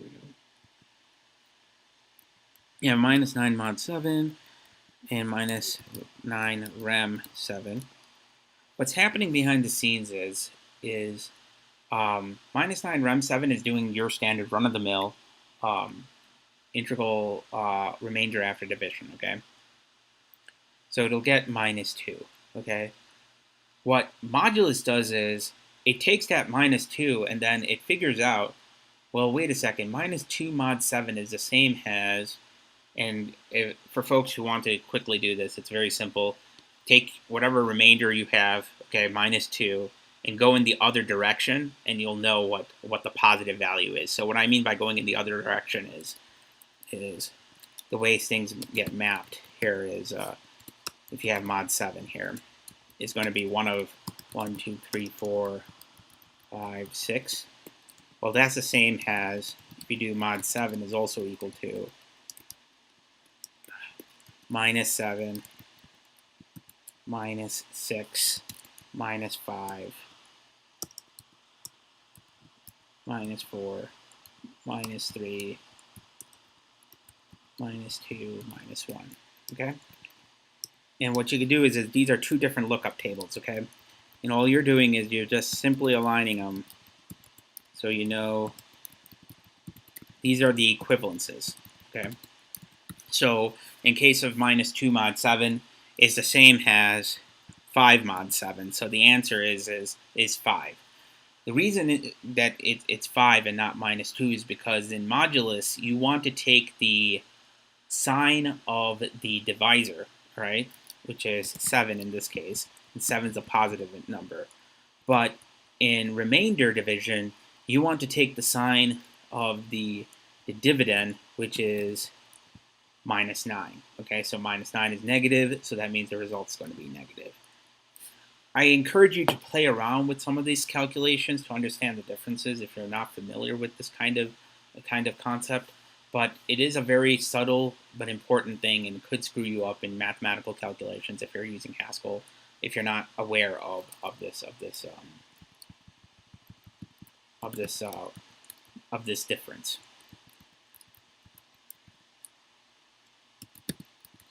Okay, so let's talk about parenthesization. Are there questions about this? I think it's an important but subtle difference that should be aware.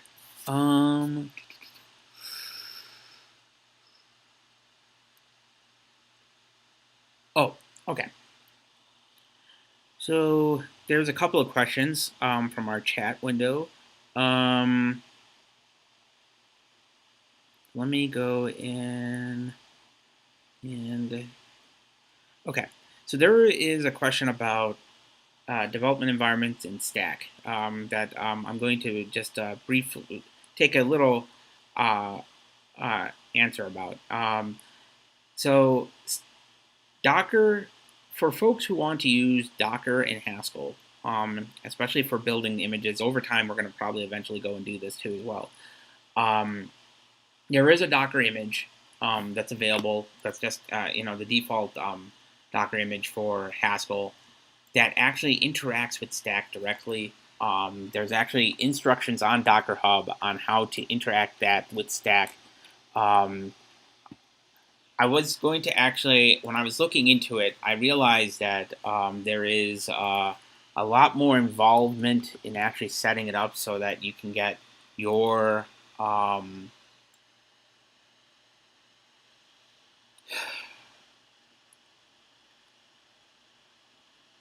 to run your tools to actually go in and on top of it, and specifically the YAML file, because you want your YAML file to go into that Docker container and then have it just build it before you do a multi-level things. That I've decided that after we get to a certain point, I can actually start teaching how to do the Haskell and Docker usage in its separate video, just because that way we'll have some code that we can actually run on top of it, and it'll just be an additional set of things that we could put into the Docker file directly, and then we don't have to do anything about it.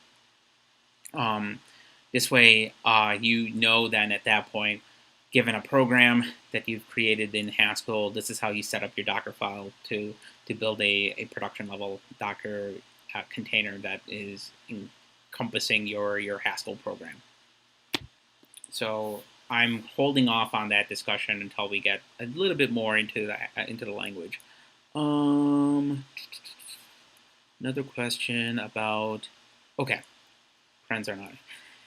Yes, very good point. There is a comment about my use of parentheses when defining lambda expressions. Yeah, I know that technically speaking, you can also write lambda expressions like this. This is the same thing. It's just for me at least, until I was getting more comfortable with the syntax.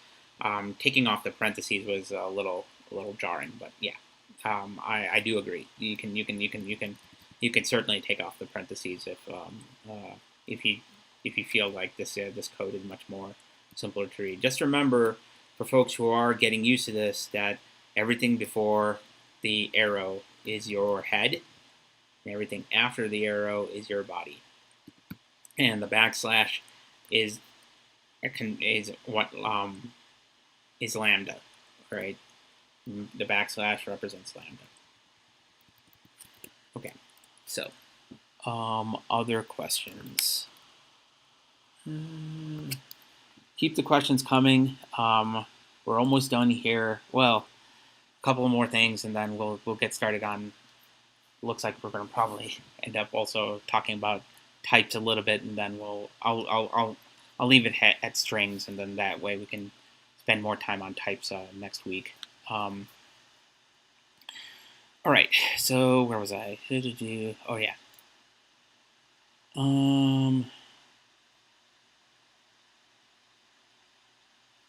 Okay, so let's talk about. So I already covered that. Okay, let's visit this.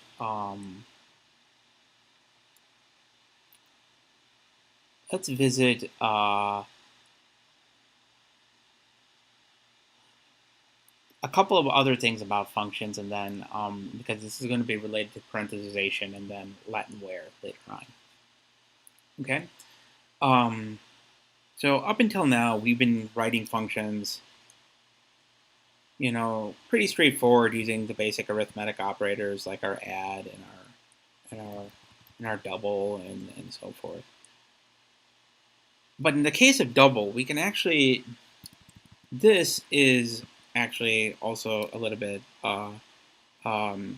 verbose in terms of what double is actually doing. Double is basically taking the arithmetic operator, or the times operator specifically, and it is applying to two arguments. 2 is bound to the first argument, and x is a free variable because x is going to be bound to whatever is going to be passed into it, all right? So we've essentially created a partially applied function because if you look at it, x times y, y is actually bound to 2, right?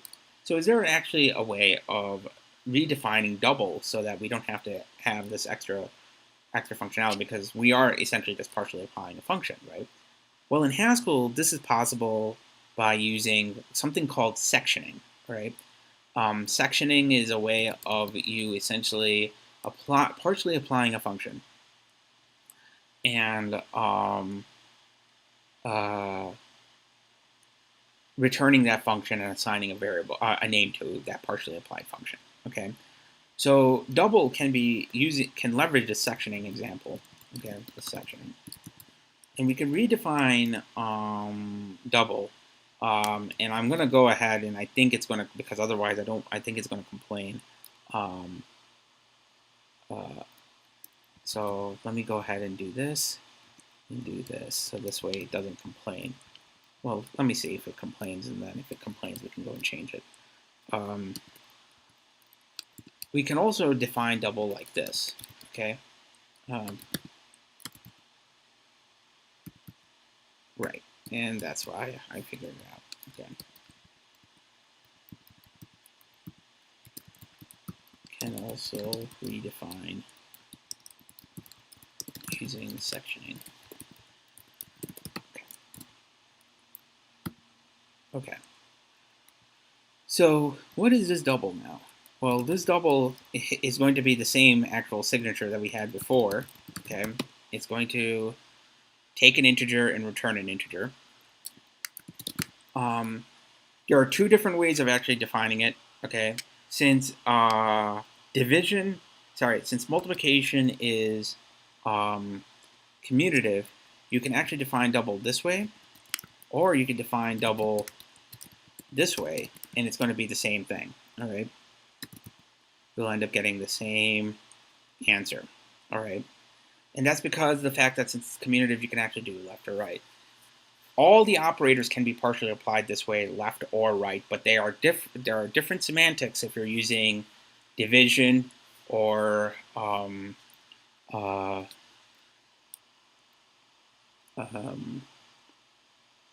modulus or any of the operators related to, or even exponentiation. Okay, so I'll give you a brief example with exponentiation. Let's say that you wanted to create powers of 2. All right, so one way of defining powers of 2, okay, partially applied example is powers of 2 could be defined as essentially 2, and then that's it.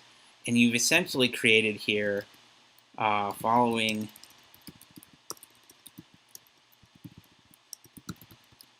is equal to 2 to the x. Okay, so think of that as your mathematical function 2 to the x. We have this function now.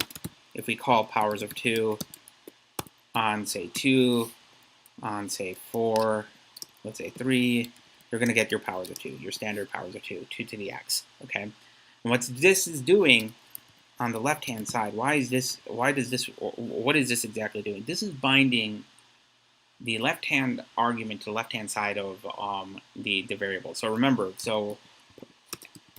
this is defined, the exponentiation operator, the power operator, is defined as x to the y, okay? So when you have it on the left-hand side, it's whatever is prior to the caret, and whatever you put on the right-hand side is bound to whatever is on the right of the caret. So we now created something that creates us on the left-hand side. If we go and create something that says on the right-hand side, we'll end up getting essentially x squared here, okay? So now, if we go and then, define 3, or we pass in, 10, it's going to give you x squared, all right? This partial evaluation, left-hand side, right-hand side, does change, ever so slightly. But we could take this even further when we are dealing with, say, expressions of expressions. So in this case, let's say that we are doing, okay, let's go back to using 2 to the 2, all right? And let's say that we have something called, we're evaluating this expression here, okay? This is, what this is doing is it's taking the partially evaluated function, okay, to some power, and it's applying 4 to that. Well, it's first going to evaluate 2 plus 2, and then it evaluates, it takes that result and applies it to this partially evaluated function, okay? So when we do this, when we run this, you'll see here m is set to 16. Another way of writing this is what I was saying earlier, is we could just simply do 2 to the power, put the dollar sign on it, and then do 2 plus 2, and we just gotten rid of one set of parentheses, okay? What the dollar sign does is, if we recall what it does is it actually is an infix operator that's Rice associative. So what it will do is, in this case, is it will first evaluate the expression 2 plus 2, because it recognizes that 2 plus 2 is a, an expression, a reducible expression. So it takes 2 and applies it, 2 plus 2 and applies it, evaluates it, creates 4, and then it'll take that result and apply it again. So this is actually creating a right to left association. Okay. For most people who are familiar with functional programs, at least in the mathematical sense, this right to left association should not be new to you, because this is essentially how math works. If you recall how composition works, if you do f circle g, what does that say? It's f of g of x. Okay, so f circle g is f of g of x, and what does that mean is the innermost function, okay, g is going to be applied first to x, and then that result, f is going to apply itself to the result of that of g of x. Okay, dollar sign is doing nothing more than just a convenient method to actually get rid of an extra set of parentheses, because and applies it in a right associative way. Now this changes ever so slightly, because you have some crazy examples where you might be thinking that oh,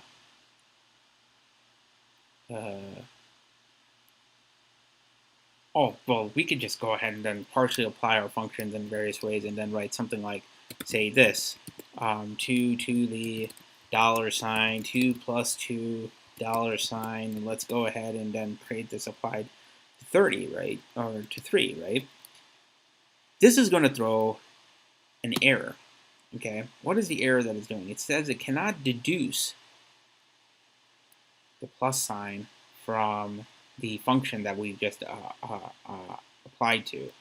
Now, one way some folks will be like saying, will say is, oh, well, then that means we're going to have to put parentheses around this guy to actually do our thing. But even this will not work, right? And the problem is related to what times 3 is. Times 3 is not being applied to 2 plus 2. Okay, so most people are thinking, when you're looking at this, the understanding is we're going to first do 2 plus 2, and then we're going to apply it to times 3, which is 4 times 3, which is 12. That's not what it does. What times 3 is doing is it creates a partially evaluated function that still requires that you apply that partially evaluated function to an argument that's coming on the right-hand side, okay? It's always, even if you have this definition written this way, okay, this does not change the function call syntax in Haskell, all right? It expects you to still take an argument when you're invoking the function on the right-hand side so that the semantics are all consistent, okay? Yes, it can allow you to bind it differently when you're first partially applying it, yes. But that does not actually change the function call semantics when you're actually doing strict function calls. I know this may sound a bit complicated for folks looking at this because it sounds like it's essentially a syntax error, but that should be fixed. But that's not true. It's making sure that everything is properly an expression that can be consistently called in the same exact way. Does that make sense for folks?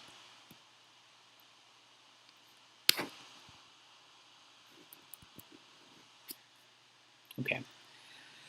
We're going to see a couple of examples, but first let's go ahead and fix this. So this is pretty easily fixed if you just simply swap the arguments. So if you just simply change this guy to being, instead of this, to this, you'll see now that everything gets properly applied. You'll get 4, we'll go 2 to the 12, and then we'll take 2 to the power of 12, and we get 4096, okay?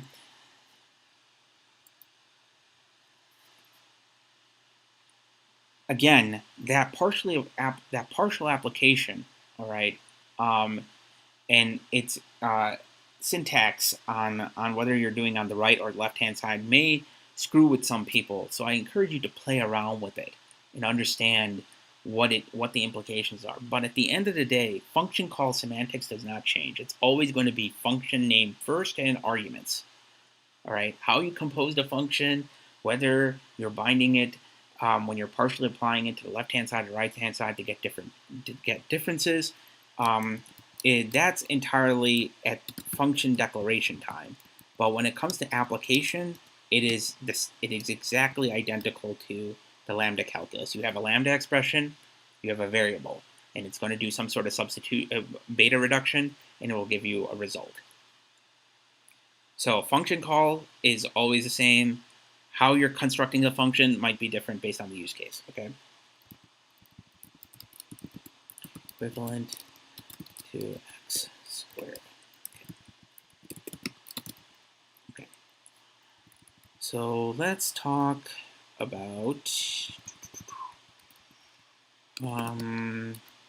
since I just showed you, so what I just showed you here in the bottom in this example is essentially function call syntax, okay? Sorry, function composition. This is a very quick function composition. This is equivalent Okay, to, if I'm not mistaken, and I hope this works, 2 dot times 3. I think if I can do that. Yes, 2 dot times 3. And apply to 2 plus 2, and you'll get the same answer. All right. The dot syntax is one way of writing composed functions. Now, most people, after you get to a certain level of experience, the dot syntax might be uh, uh, replaced in favor of the dollar syntax, just merely because of the amount of parentheses that you're required when you're composing functions will potentially increase a lot, and you'd want to get rid of a lot of them. And the dollar syntax makes use of that. But I'm just letting you know that they are identically equivalent when it comes to composing functions. Okay.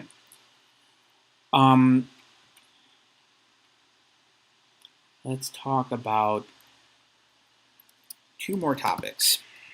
Actually, 3 more topics.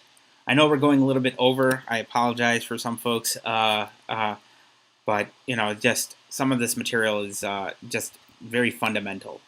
One little side note that I wanted to show you is when you're editing your code, okay, in an editor. And this is a little, small tangent on editing.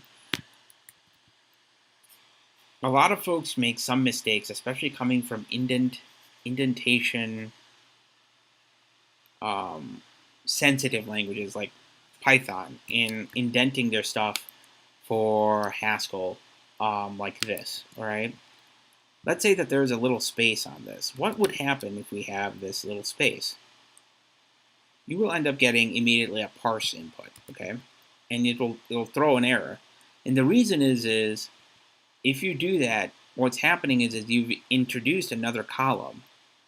And there are technically 2 different ways of indenting this. All right, you could potentially do this, go ahead and do that, go ahead and do that, all the way through, okay, and fix out all the indentation. However,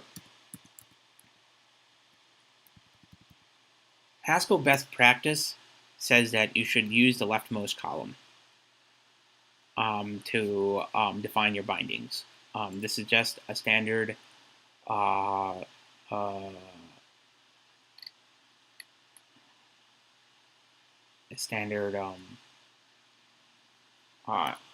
of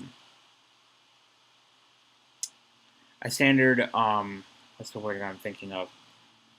There's a standard way of indenting your code so that this way it's doing. And there are a lot of other Haskell centric indentations that we're going to be touching base to, especially when we now, because this is related to our next topic, which is the let and where components for expressions.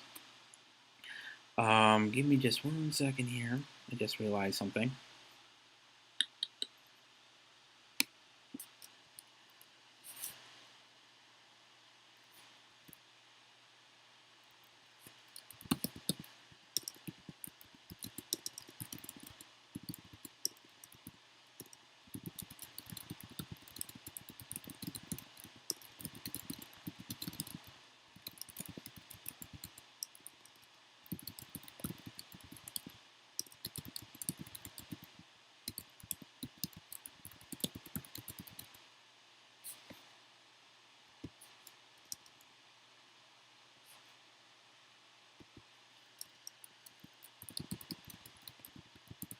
Okay.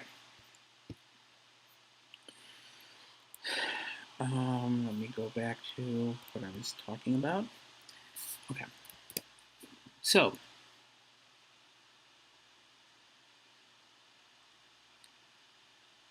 there's a lot of cases where you're going to often see the ability to create bindings where you might want multiple lexically scoped variables when you are saying evaluating an expression. One common case for this is, say, for example, if you have a bunch of higher order functions like we do here, like powers of 2 and square, and you want to keep intermediate results when you are dealing with computing some sort of expression just to kind of separate out and bind names to the potential parts of an expression that you're building up. The way you define such a complex expression is by using let and where. All right. Well, let more so than where, but the let syntax also uses in too as well. So I'm going to show you just a simple example of this. Let or where does the same, somewhat similar thing in that they are lexically binding some expressions, so that way you can actually go ahead and use them in a high order expression. Let's take an example of this and say, let's say that we're trying to, what would be easier? Let's say that we are trying to add to something and then squaring it. Okay. So one way of defining this is add to then square is equal to, okay, and let's say that's x, and then we can then define it as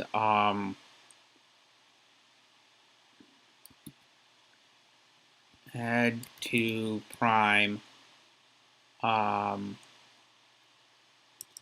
actually do square $, add to prime of x, where add to prime x equals x plus 2, or let's say equals lambda y. This is a fairly contrived example, but it will illustrate the point. Okay. So what this is doing is it will first notice this add to doesn't actually exist in the scope of our top level binding. It's not actually bound at the top level. Okay. This is instead actually bound in the scope of the add to then square. All right. Now, here again, ignoring the squigglies because they're a name foreshadowing.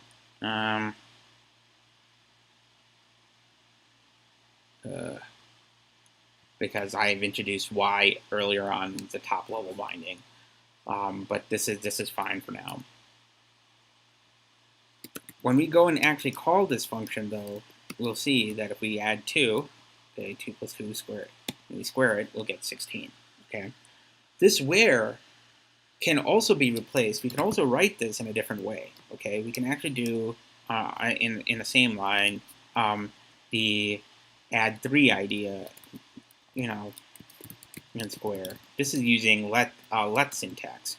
Okay, we're replacing let the where with a let in. Okay, and they do the same thing. They create a lexically bound expression that's only whose lifetime is only within the scope of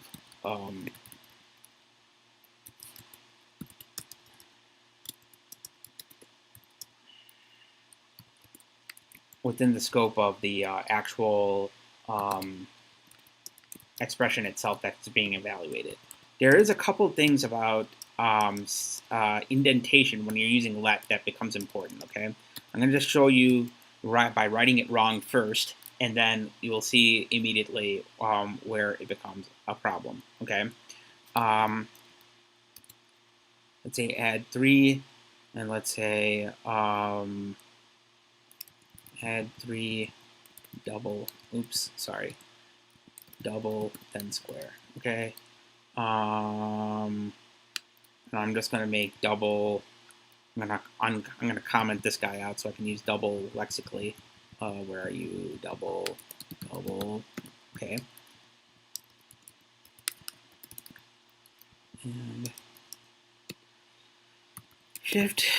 Okay, so we're now using this now here. And now we're going to write an expression that says, okay, so we first square, double, add 3, x. Okay? As soon as you throw this error, you're going to get this parse error on input in double. All right? And the reason why you get that is because indentation does matter inside Haskell in a very different way than it would in other languages. When you're dealing with less expressions, it expects that everything lines up between the let and the in. Okay.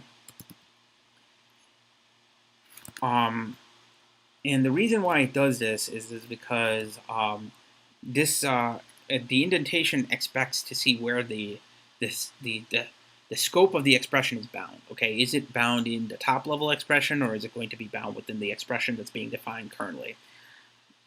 That's the only place where it matters.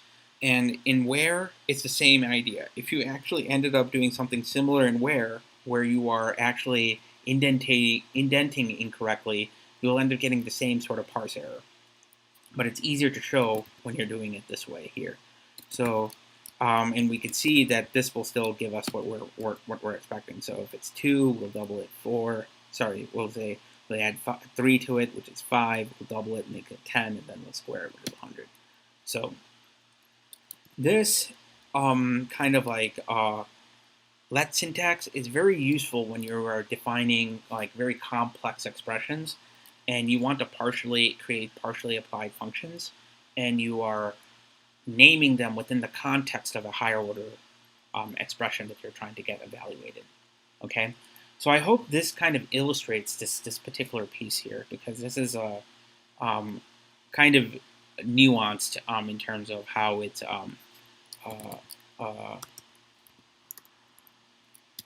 how it actually applies things. But I think when you start using where and let, you will understand when it becomes useful, when it's better to lexically define something versus creating a top-level binding within the scope of your module. All right.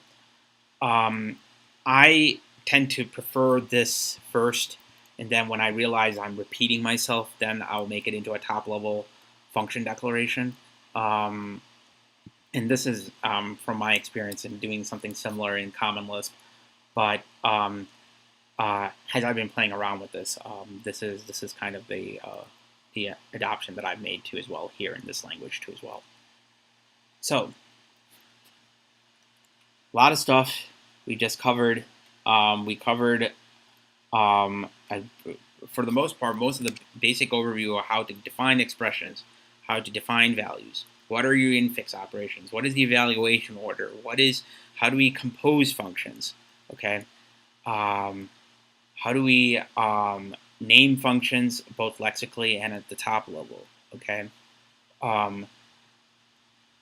What exactly does it mean to evaluate inside Haskell? I know this was just kind of a fire hose of stuff that happened, and we haven't even we have not even talked about types just yet, okay? So, now that we've defined all this, we can actually start talking and having the discussion about types. And I'm just going to make this kind of the last topic to talk about. We're going to start with strings first, and then next time we'll cover the majority of the other basic data types, numbers, and so forth. But in the meantime, I'm just going to stop for a minute so I could take a quick drink and pause for questions.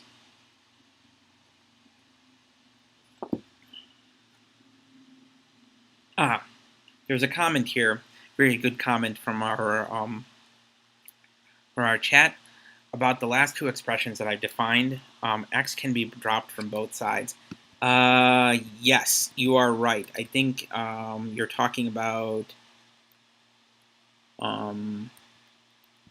this essentially, because these are partially. We do not need to define. We're creating essentially a function, a partially applied function. Interesting. What is this complaining about? Parse error on input. Let me see something here. Perhaps you need a let in a do block.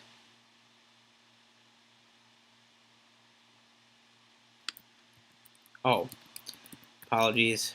Indentation got screwed up when I did this. Okay. There we go. The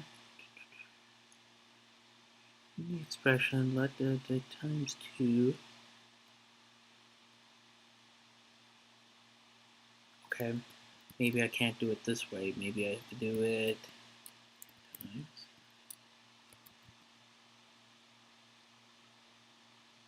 Interesting.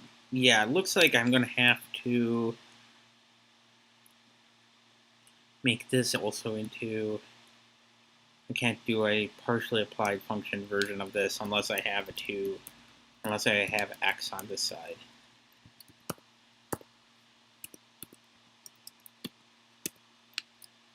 Oops.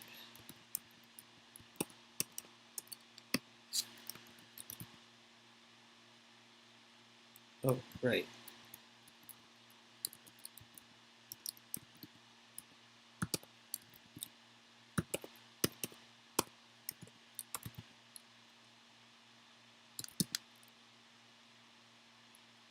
This worked before, so I'm surprised that it's giving me an error.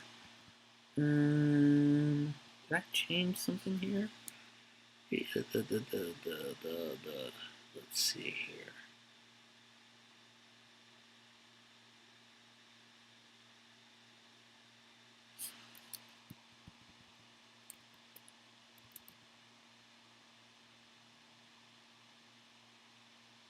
Interesting. Let's see. The N is indented.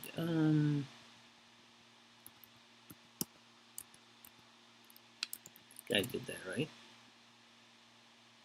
I am indenting the N.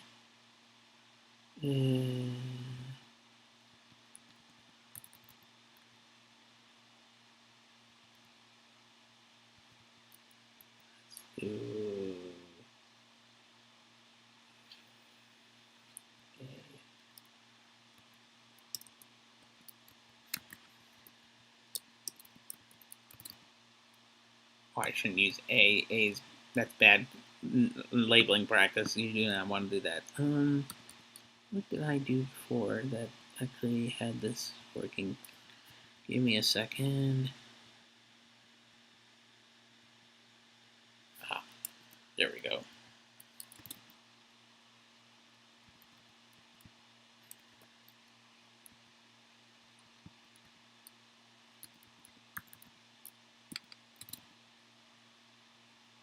Yeah, I was complaining about the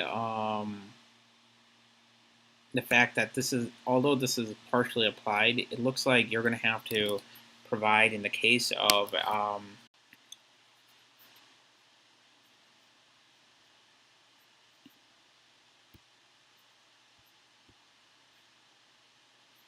my apologies. It looks like my internet decided to go and reboot in the middle of. For folks watching the stream, my apologies. We are back. My internet connection decided to reboot or release and renew my and my cable modem basically rebooted before while we were midstream. So apologies for folks getting that choppy connection. We should be back and ready to go again. To prevent other things, it might be easier to uh,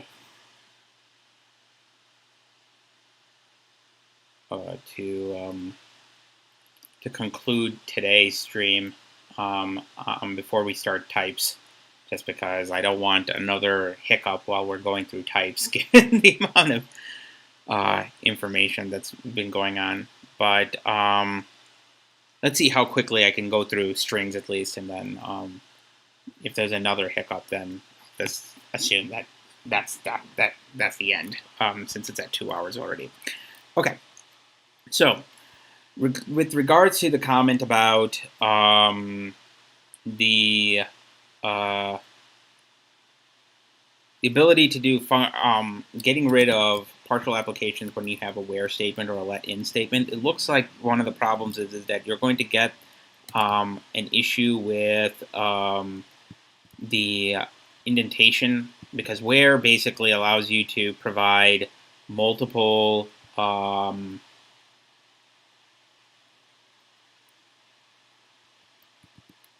just like let in, it will allow you to provide multiple lexically scoped variables. So I could totally do something more complicated where basically I define this guy as this crazy, really crazy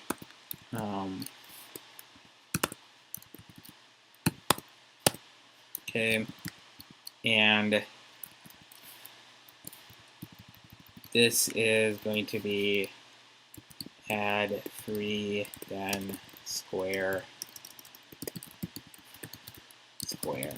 and this will basically do the same thing. And that's why when we were getting rid of the x earlier, if I got rid of x at the top level of the binding here, it's going to complain because of everything underneath that it's attempting to apply, because it requires an argument before it gets into the where part of the statement. Where needs to know that there is an ending to the expression that it's actually currently looking at. Okay, cool. All right, let me. Okay, so there was a quick comment. Okay, looks like I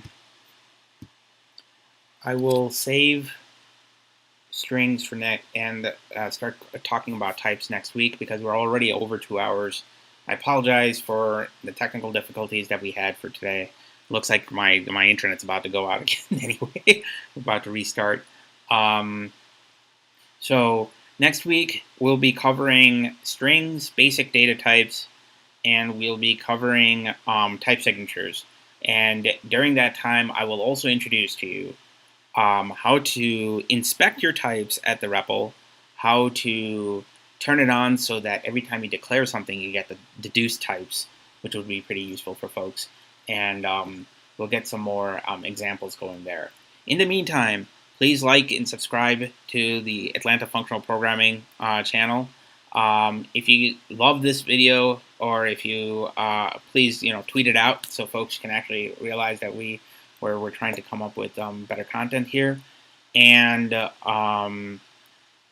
folks who want to give talks for AFP, whether it be on Haskell, F# or any other awesome language, or even design patterns in FP, please post and give me a Slack message. I'm on functionalprogramming.slack as well as Tech404, and I'm also available on the Lisp Discord server as Bugram.